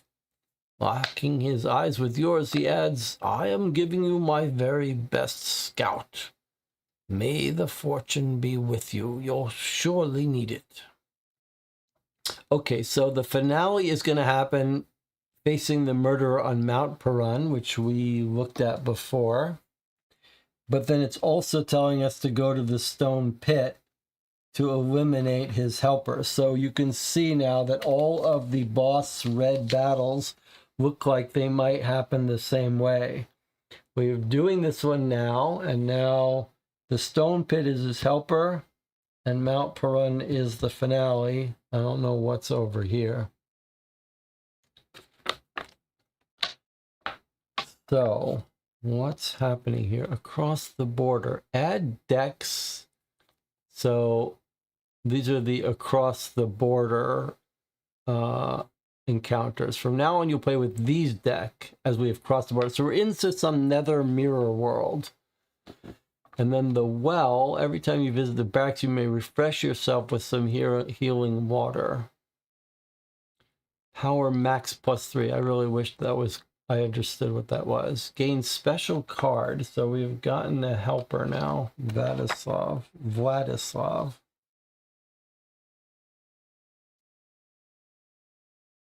There's so many cards here to get.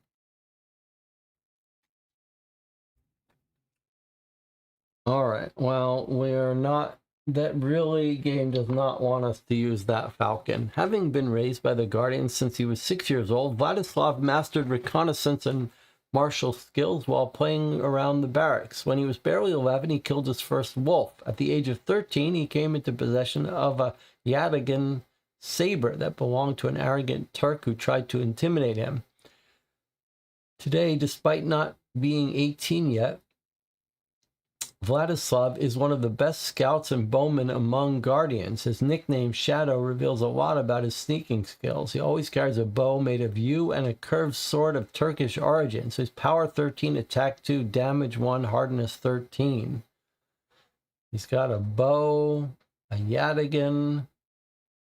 Every team member has +2 roll and +1 damage. I mean, this is pretty great. I guess the bird is going to go into the backpack.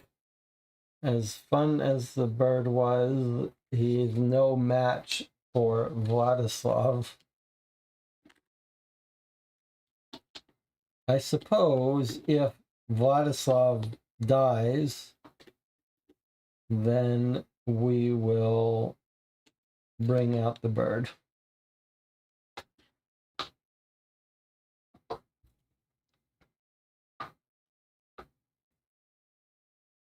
Next round, go to the stone pit and confront Vigor or search for Vesht on Mount Perun. All right, well, it said we better confront Vigor first, so I guess that's what we're going to do. Jonathan says we should be on turn 14.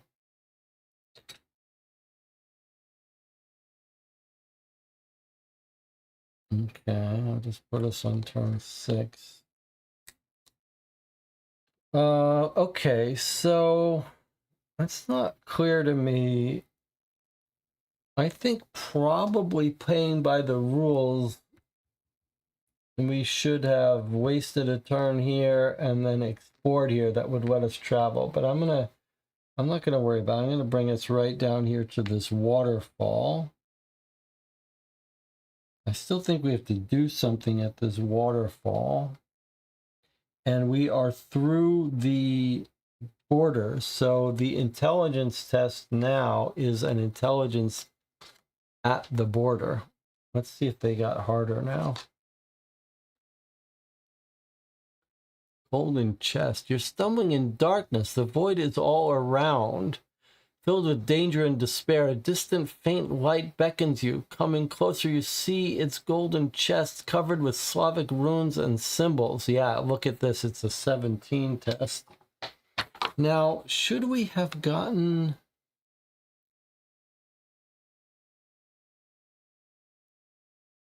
It says, when Vladislav's power drops to 0, he'll return for healing. You can come back and get him again if you wanted to.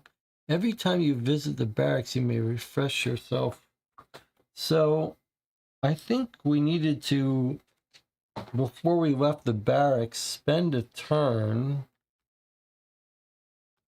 to heal up because we're damaged. So I'm going to heal us up max +3, and that gives us our strength back.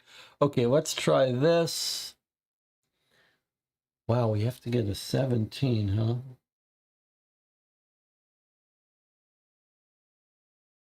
We have our stuff back, though. We have our mask, +1 hardness.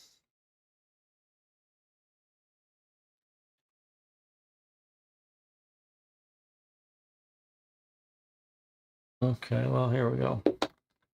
All right, that's a 4. That's a failure. The chest doesn't have a lock. Symbols mean nothing to you. It's best to take whatever's inside to help me find a way in this darkness. Lifting a glowing lid, you behold a fat black snake that's curled up inside. Freedom at last. The voice is shattering and harsh. Chernobog can finally devour the world. You step back while the snake grows. Don't we get 2 rolls? Yes, you're right, we do. Okay, it's a 14. It's still not good enough. So not only do we fail, but we get an unlucky. Even with our +1 roll. Okay, we failed it. So this snake is some demon that's gonna devour the world. You step back while the snake grows bigger than you, and I will start with you. A giant mouth devours you in a blink. You wake up in a cold sweat, -2 intelligence permanently. Okay, we're back down to. All right, so these encounters are hard. And let me point out, we've got an unlucky. Let's see what this looks like. It's a knife.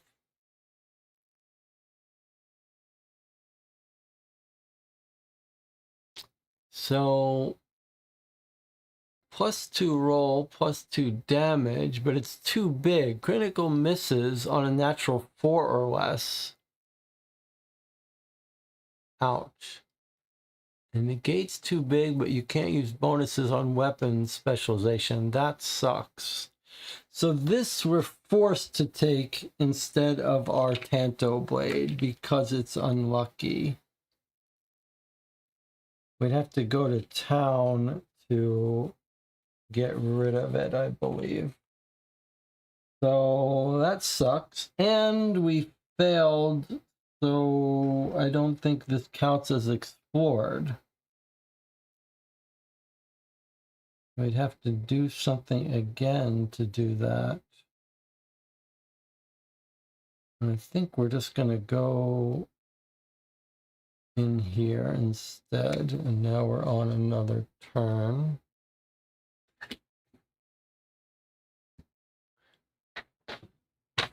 I guess we have to take a break. 54, and then we'll do our encounter at the stone pit. Feels like we're gonna run out of time legally, but yeah, that's a bit rough. Okay, we got to take a break now. We'll come back. We are approaching the finale here. We only have a couple turns left. I'll see you in 8 minutes.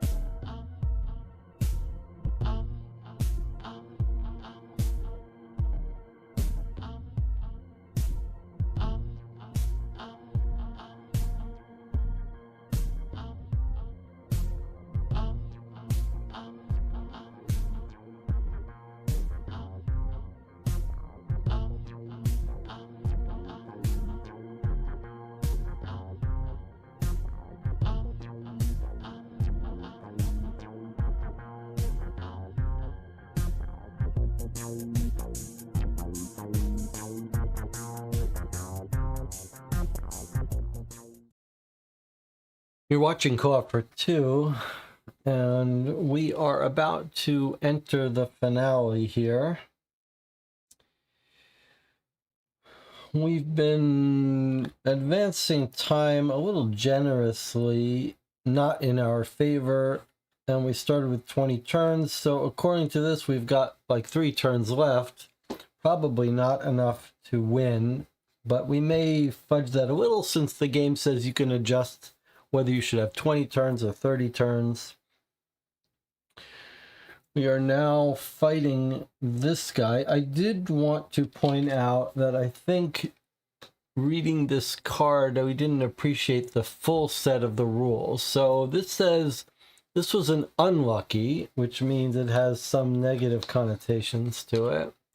It actually gives you +2 roll and +2 damage, but look what it says. It says it's too big, so you would get a critical miss on 4 or less and take 3 damage. But then this last part is the part I think we overlooked. It says weapon specialization negates too big but can't use bonuses. So actually, because we're specialized in knives, what it's saying is that the too big effect doesn't affect us. We don't get the +1 bonus because we're knife specialists, but we do get to ignore the too big.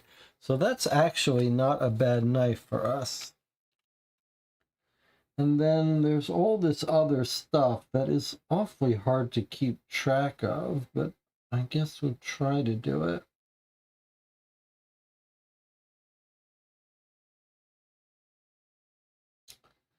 The mask gives us +1 hardness. The knife gives us +2 on our roll.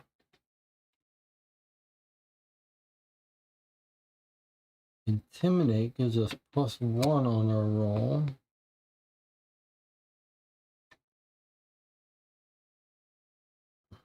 I think that's right.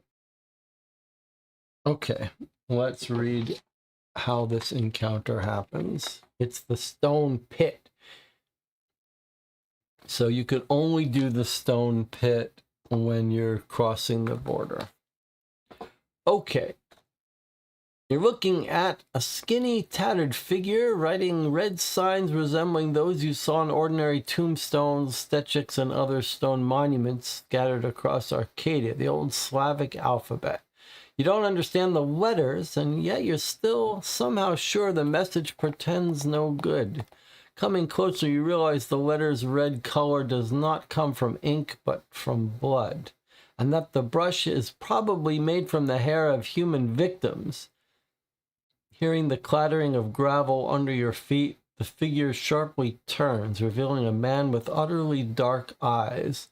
He throws away the bloody human hairbrush while tilting his head to the left and right as if trying to assess you, and shouts, "You're late, late. The moon is almost full, and Vishet is about to offer our world to the gods upon Mount Perrin. It's over, over."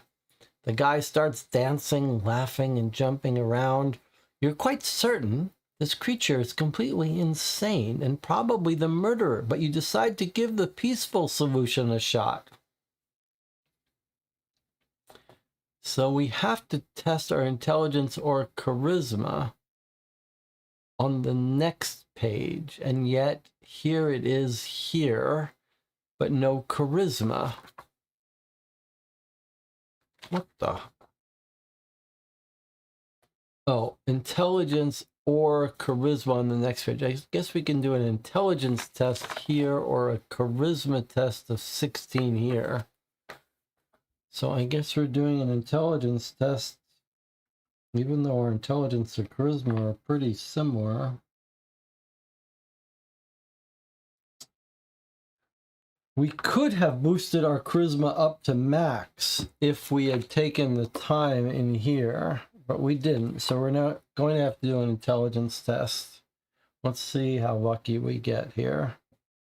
It's an intelligence test of 16. We're at 16. So it's a nothing. It's a wash. Okay, so we missed. Fail, continue reading.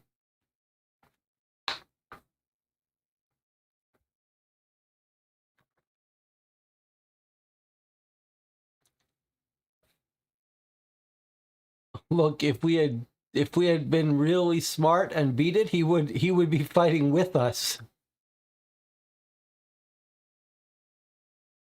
Okay. Charisma. This is another way to have him fighting with us. Charisma test of 16. Our charisma is 14. So we got a -2. We have to hit 16 and we're -2. Okay, that's a failure. Continue reading. Okay, so we could have had him on our side if we had won either of the... Oh, yeah, 2 rolls. Okay, so here's our intelligence. 15. We had to reach a 16. And our intelligence was 16, which would be a 0. But we do have this, which gives us intimidate +1 roll.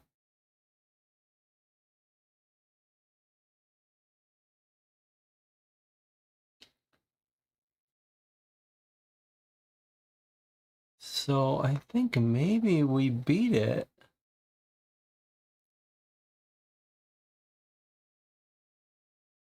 Let's just say we beat it. Because Jonathan remembered that we get 2 rolls. I think we beat it. For a long moment, Vigor stares at you. Then he jumps in the air and stomps down with both feet. Fucking motherfucker. Yes, it's true. He has been using me all along. It was always, Vigor do this, Vigor do that. Vigor go on and smash squirrels' heads. Vigor hurry and make me squirrel stew. Vigor wash my bloody knife. Vigor massage my dick. Oh, I'm sick of it all. Come on, let's go. I'm going to cut his balls off, cook a ball stew, and make him eat it. Next round, go to Mount Perrin, and Vigor fights on your side. Okay, so if we had failed, we would have to fight him along with 2 other people, and he's a hard person to beat. Okay, but I think Jonathan was right. I think we honestly beat him and got him to join us. Now we have to go to Mount Perrin. Now, do we have to walk there? That's the question. If we did, we would run out of time. So let us move there, which takes a time. Then we can move here, which takes a time. And then we can move here. I think this is our last turn. Let's just say this is our last turn. So we're moving to Mount Perrin. 58. So this is our finale here. Here we go. Mount Perrin. Full moon's light illuminates a grassy hill. You clearly see 12 graceful Stechic tombstones inscribed with Slavic ornaments and the Glagolitic alphabet. In the circle's center, a tall figure mumbles something, bending over a long altar. A wet breeze carries the smell of rotten flesh. Without making a sound, you arrive a mere few steps behind the figure.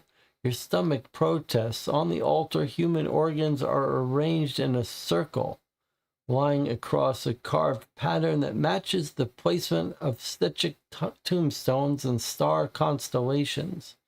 A figure clad in fur suddenly turns. The fur, made of squirrels' tails, flies all around him, giving him the momentary appearance of a creature with multiple hands. Ah, we finally meet, the guy shouts. The stench of your intellect, steel and smoke arrived days before you. He steps aside and points at the altar. You arrived a bit too late. I have arranged all, and the passage shall soon be opened, an organ for each constellation. Simple, isn't it?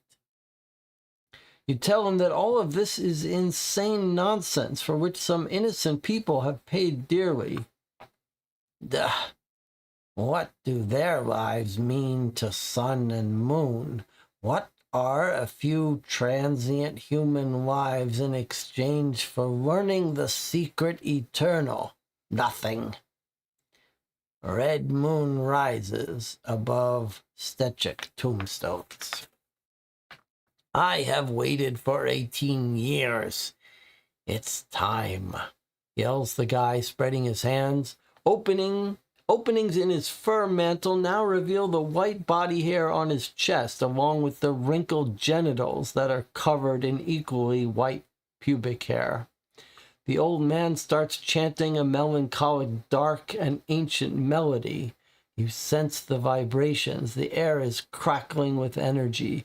The breeze transforms into a freezing north wind that makes the evergreen forest around the hill moan. Eagles' call echoes in the mountains, and wolves start crying to the moon. Singing loudly, Veshet pulls out a dagger and cuts a red line across his chest. Dense blood drips over the altar. The wind turns into a whirlwind, and a choir of wolves goes over the top. Metal parts on your weapons and equipment vibrate even more strongly. Just as you think you'll be torn apart, everything grows quiet in an instant. Inconspicuously, the blood moon moves toward the west, and Veshet collapses onto the altar. As you step forward, he sharply turns at you, his eyes burning, his mouth foaming. "This is your fault. You are the reason the passage did not open. You." Your voice is calm. "Let us go, then. We have a nice cell for you with a vista opening towards a wall and medicaments to ease up your madness." With lightning speed, Veshet grabs a staff with a smoldering stone atop. The staff's top turns red and flames up. "Go? You're about to go into the great nothing, you ordinary fool." If we were a comedian, we would read this. Otherwise, he starts singing in incomprehensible language, and 3 shadows emerge from the dark. We have to combat 3 creatures across the border.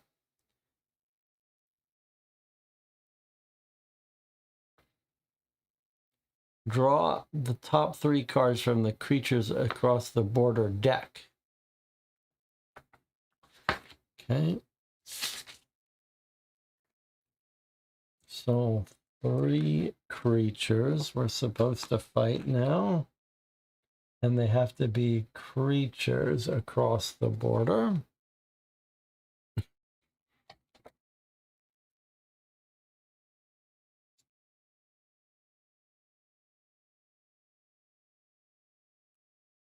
Okay, let's see who we got here.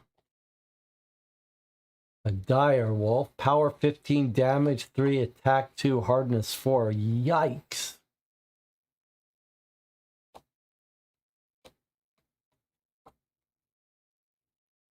And a wraith. And another dire wolf.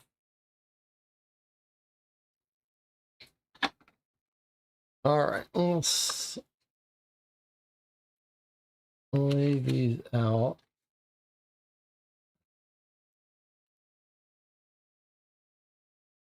Power 11, power 15.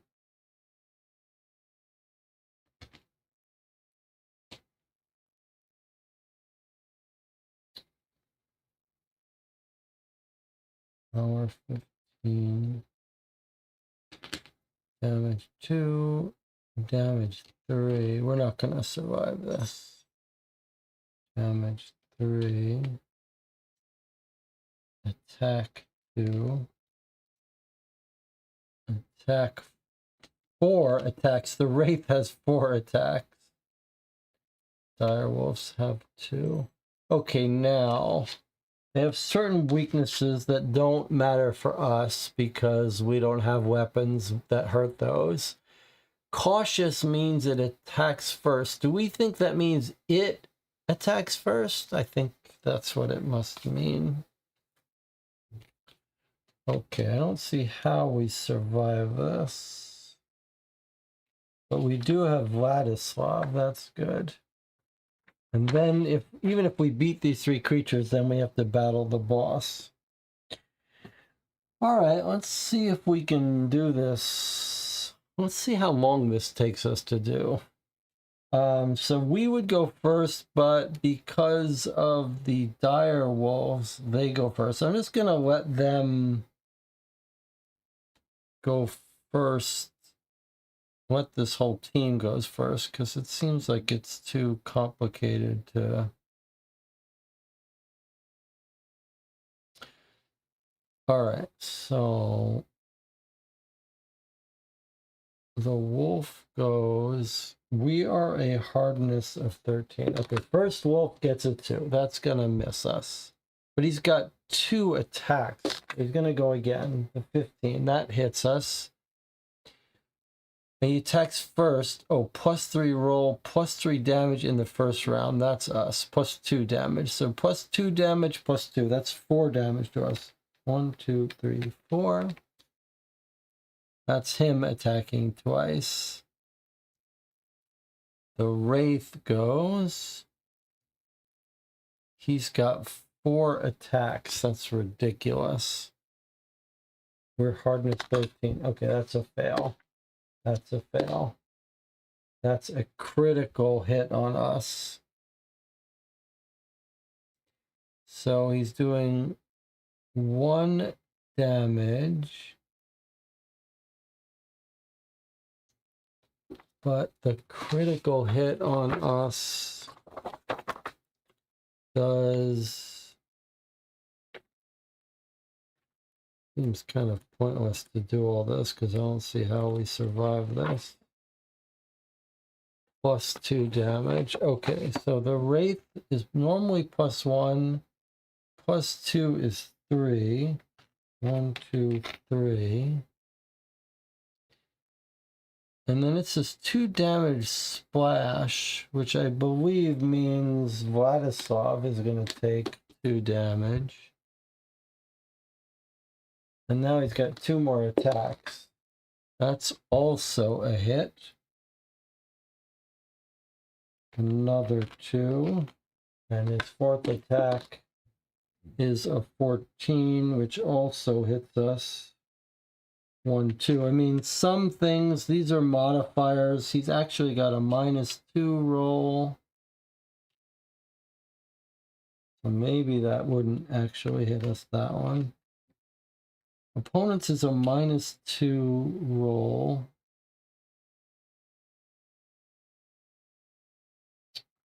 Which I guess we should mark here. -2, -2. -2. I think most of them hit us anyway, though. Okay, now another direwolf is going after us. That's a 19. That's a critical hit. He normally does +2 damage in the first 3. That's 5. 1, 2, 3, 4, 5. That's all right. We're just gonna die. We won't even get out of this last round. 14. That hits us. 4, 2, 3. I think we're dead. I suppose Vladislav is still in it, but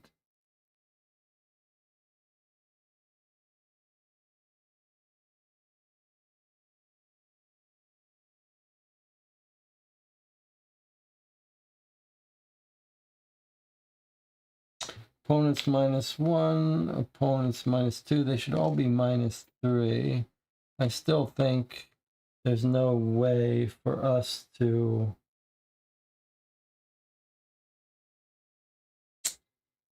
win this. We could maybe go around, but there's no winning this against these people. So that's it. We've died. Let's just read this.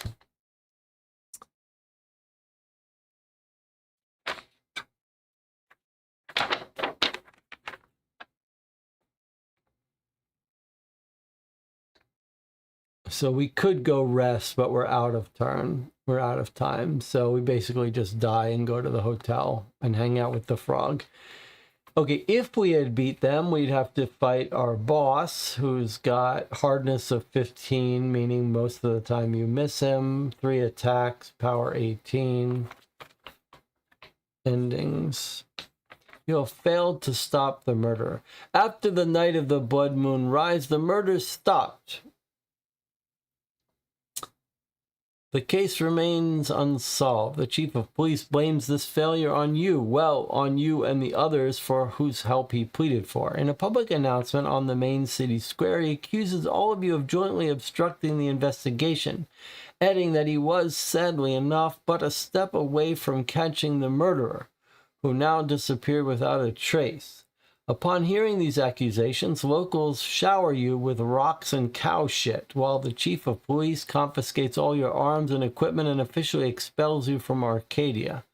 You're quite clear you'll never be allowed to take even a single step in this part of the monarchy for the rest of your life. Somehow you feel no regrets about this at all.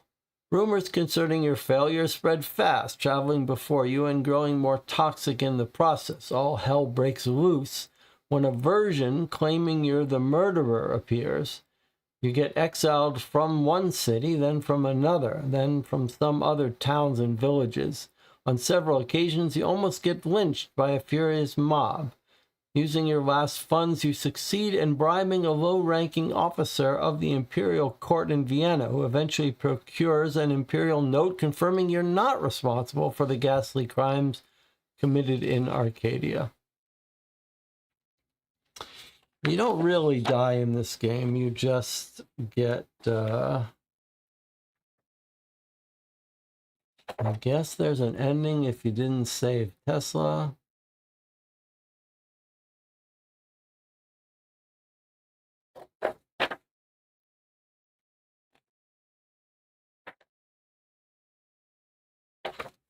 Couple different ending things we could have gotten.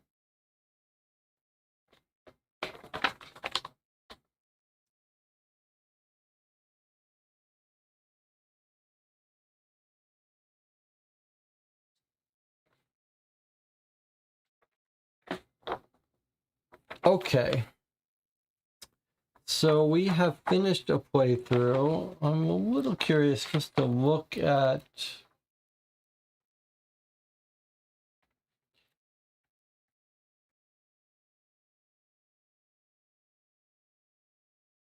this is an unusual game. I've got some thoughts. I'm curious to hear your thoughts as well. Let's take a little 5-minute break. We'll come back and we'll talk about the experience. If you've joined me for the last 4 hours, I'd like to hear your thoughts. We'll take a 5-minute break. We'll come back. We'll talk about it.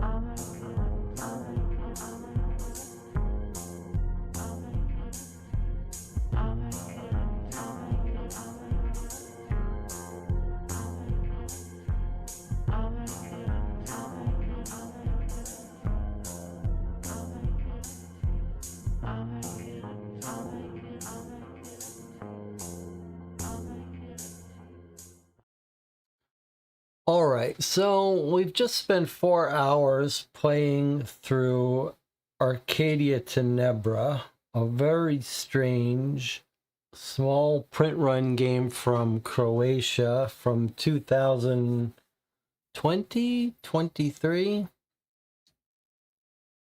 We knew it was going to be a strange experience, and it was.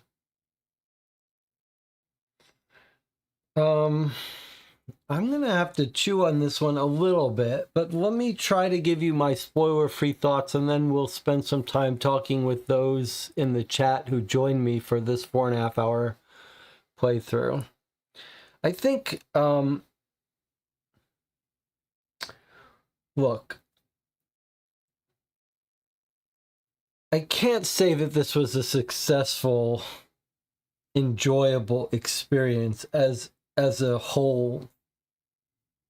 As a whole game, it absolutely feels like it needs to go back to the drawing board. There is some stuff to really like here. I mean, I did like the world.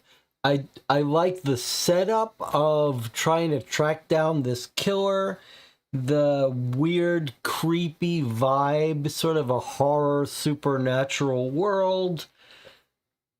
Looking at this map with all these cool places to go. And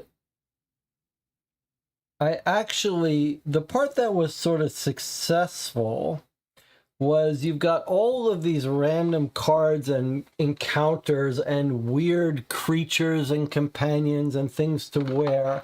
It felt through much of it to me like it had a Tales of Arabian Nights type vibe. If you've ever played that game, it's a very chaotic storytelling game where it doesn't ever pretend to be strategic. It's just sort of fun to watch things go awry and weird things to happen in the story.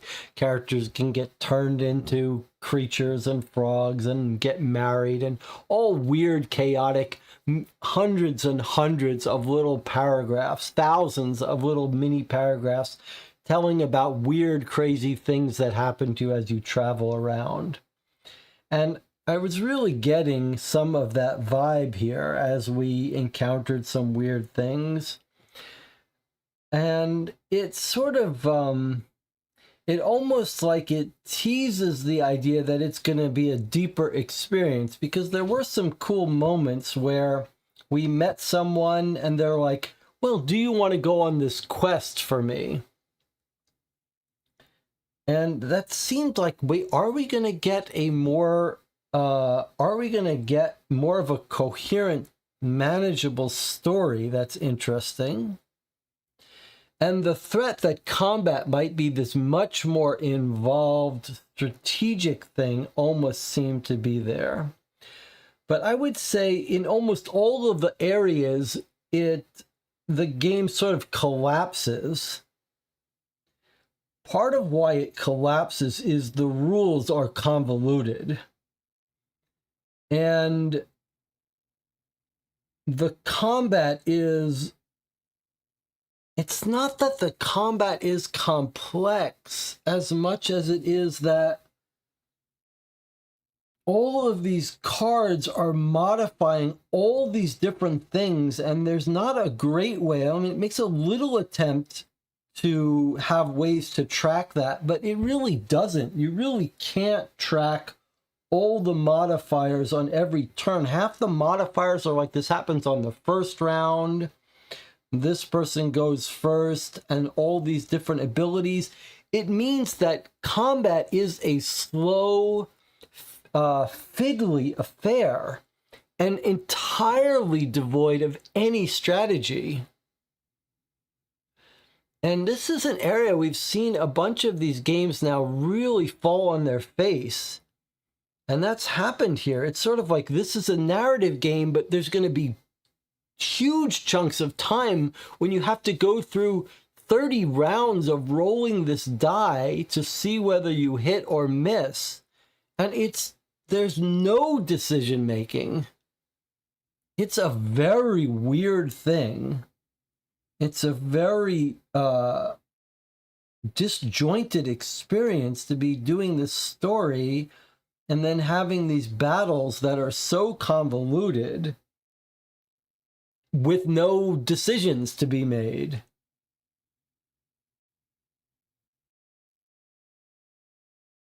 And that is a very weird experience.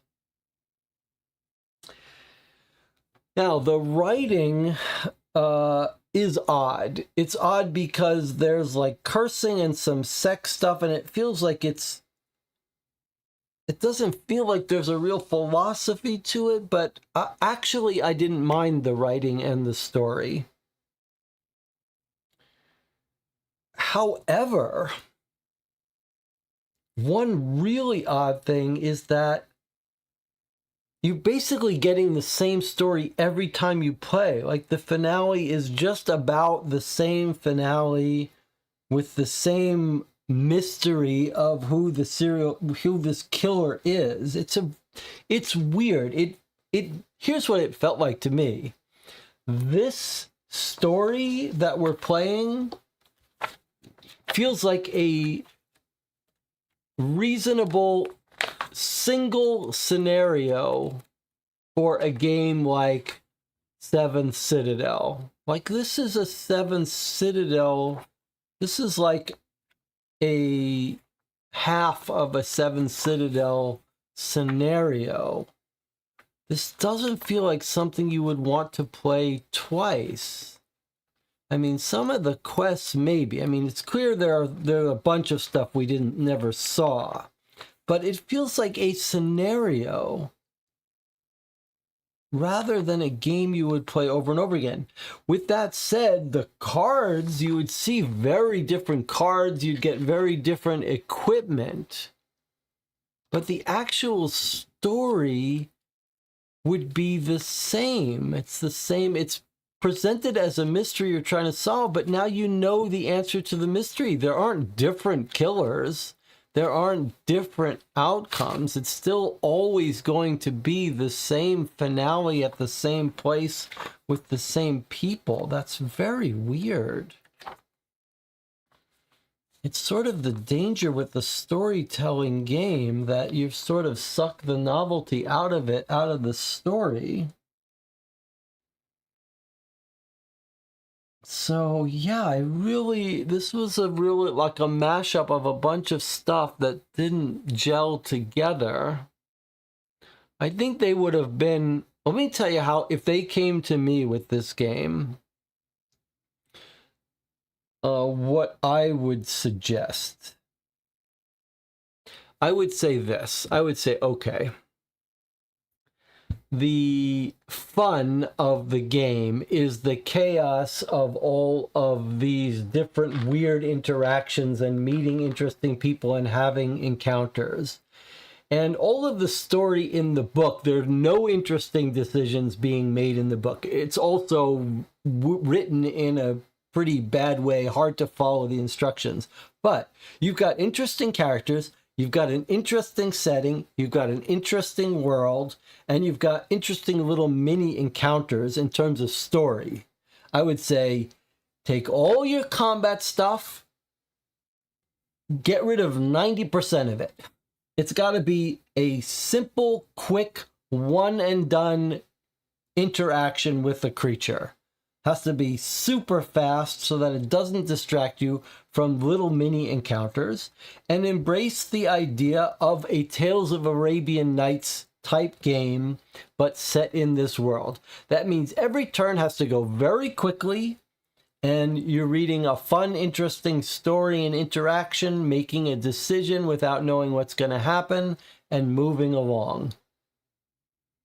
Not have a repeated plot that's going to run the same way every time you play, not have a combat that takes 20 minutes with this whole convoluted thing. In the best of cases with this 3D stuff. Without this 3D stuff, it's a nightmare. And maybe try to make a little bit more interesting decisions about using the items. Simplify them. Simplify the items so they don't look like this craziness to keep track of. And make some more minor, small decisions, but keep the game streamlined and focus on the fun and weirdness of the interactions, maybe with the paragraph book describing many more small interactions where the narrative is the payoff without a main storyline that's going to repeat the same way every time. So, yeah, I mean, it did not work for me. I appreciate a lot of the stuff and I appreciate the setting, but as a game, it does not work for me. Okay, let's look at the chat. Jonathan says, I was enjoying the story for what it was, but man, did we hit a difficulty spike. It felt like everything was trivial until it was impossible.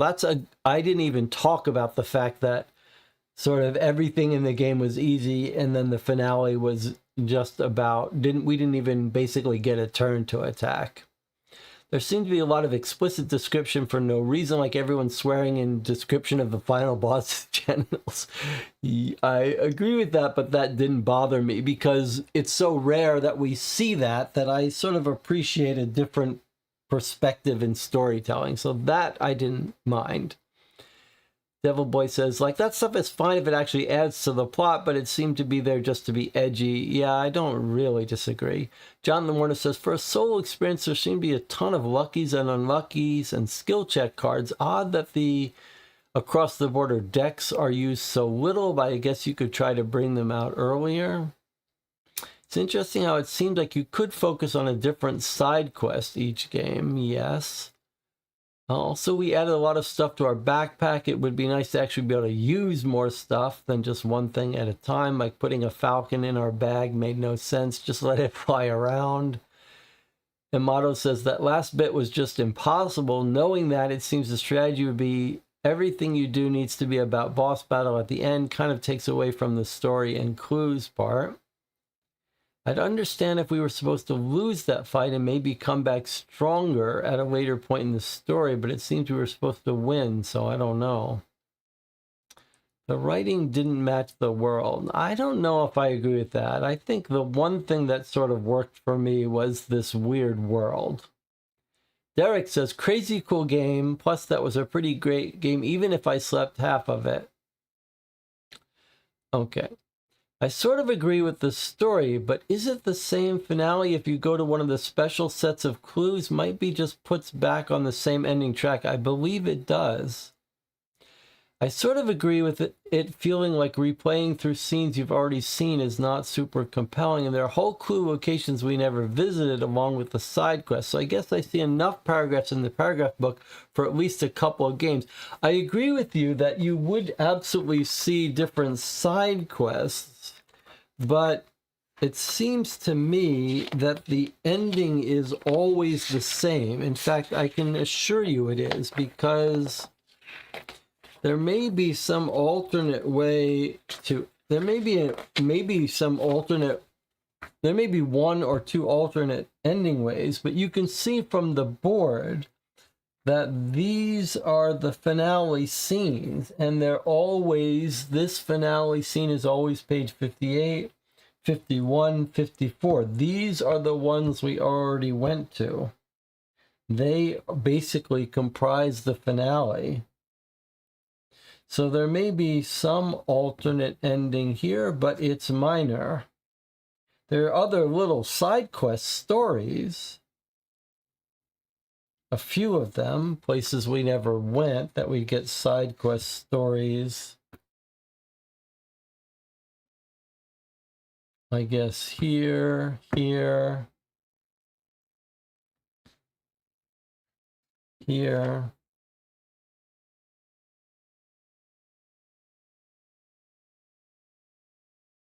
But main plotline is the same. I love the idea of Tales of Arabian Nights while trying to solve a mystery is pretty compelling, and I enjoyed finding the clues. But I do feel like if it's always the same killer, and always the same finale, then it feels like a scenario, not a game. A scenario you're only intended to play once or twice. I agree, it's got enough side quests to extend it a little beyond the concept of a scenario, but not much. You could also try to save Tesla. Yes. Yes, you could. And you'd read one extra page of text.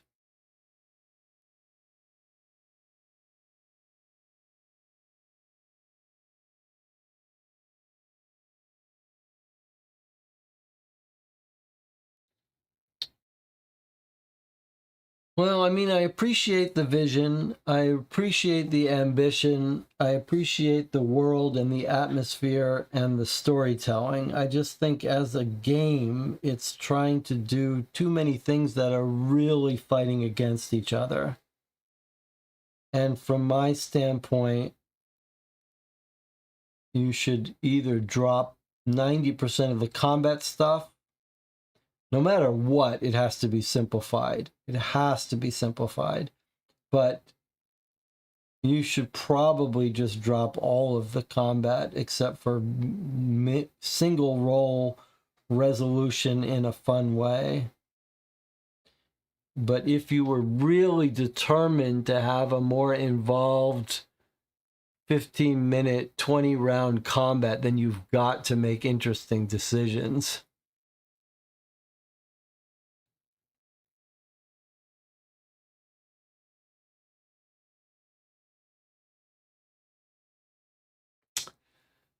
Um,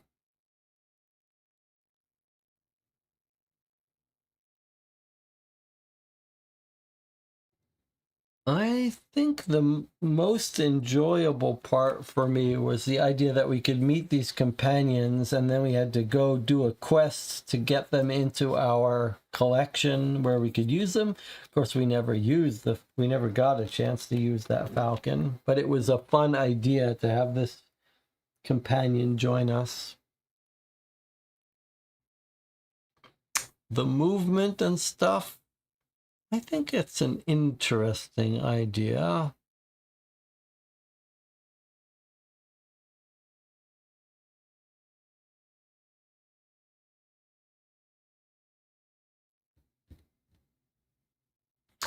Okay, any other thoughts here? I mean, I'm not totally opposed to playing it again. I liked that most of the time we could avoid combat. I would also be happy not to play it again.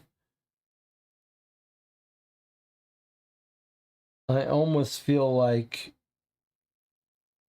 I'd rather just every time in combat take like 5 damage and be done with it and not have to do the actual combat. Maybe next time we'll do a house rule. Every time a creature comes out, you just take one hit, one attack from it, and then put it away.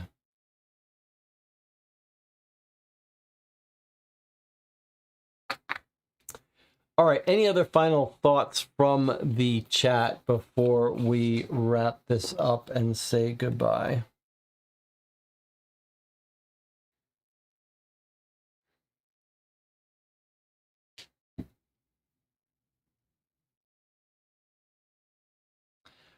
Jonathan, you are now 1 for 2. You're at 50%. You hit it out of the park with Ether Fields, Arcadia Tenebra. You can't win them all.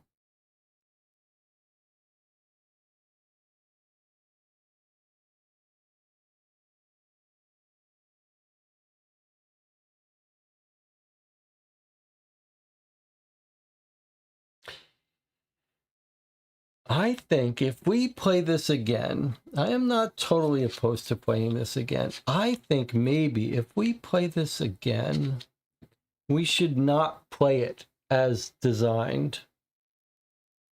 I think we play it where every combat, we don't do the combat. We just say that the creature does its worst. Maybe we just role play it and just come up with a story for how much damage it does to us and whether it damages our companion.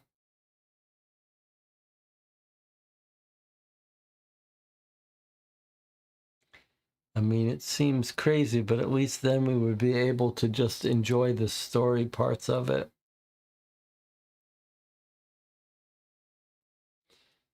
All right, well, we'll have to decide offline on the Discord what we're going to do, whether we are going to play this again.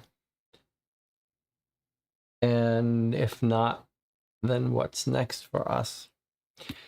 Meanwhile, I'm headed off to Gen Con on Wednesday. I will see you all the week after. Let me know in the comments what you thought of Arcadia Tenebra, how you think the game might be fixed. Maybe you loved it as is. Thanks to the Patreon supporters of this channel that made it possible for us to purchase and play this game. I would be curious to play more games by this group, but I do think they need to have a long think about what makes a game fun. But maybe that's presumptuous of me. Maybe their group loved it. All right. Thanks for joining me. Thanks for keeping me company. I'll let you know when I get back from Gen Con what I found. I'll see you next time.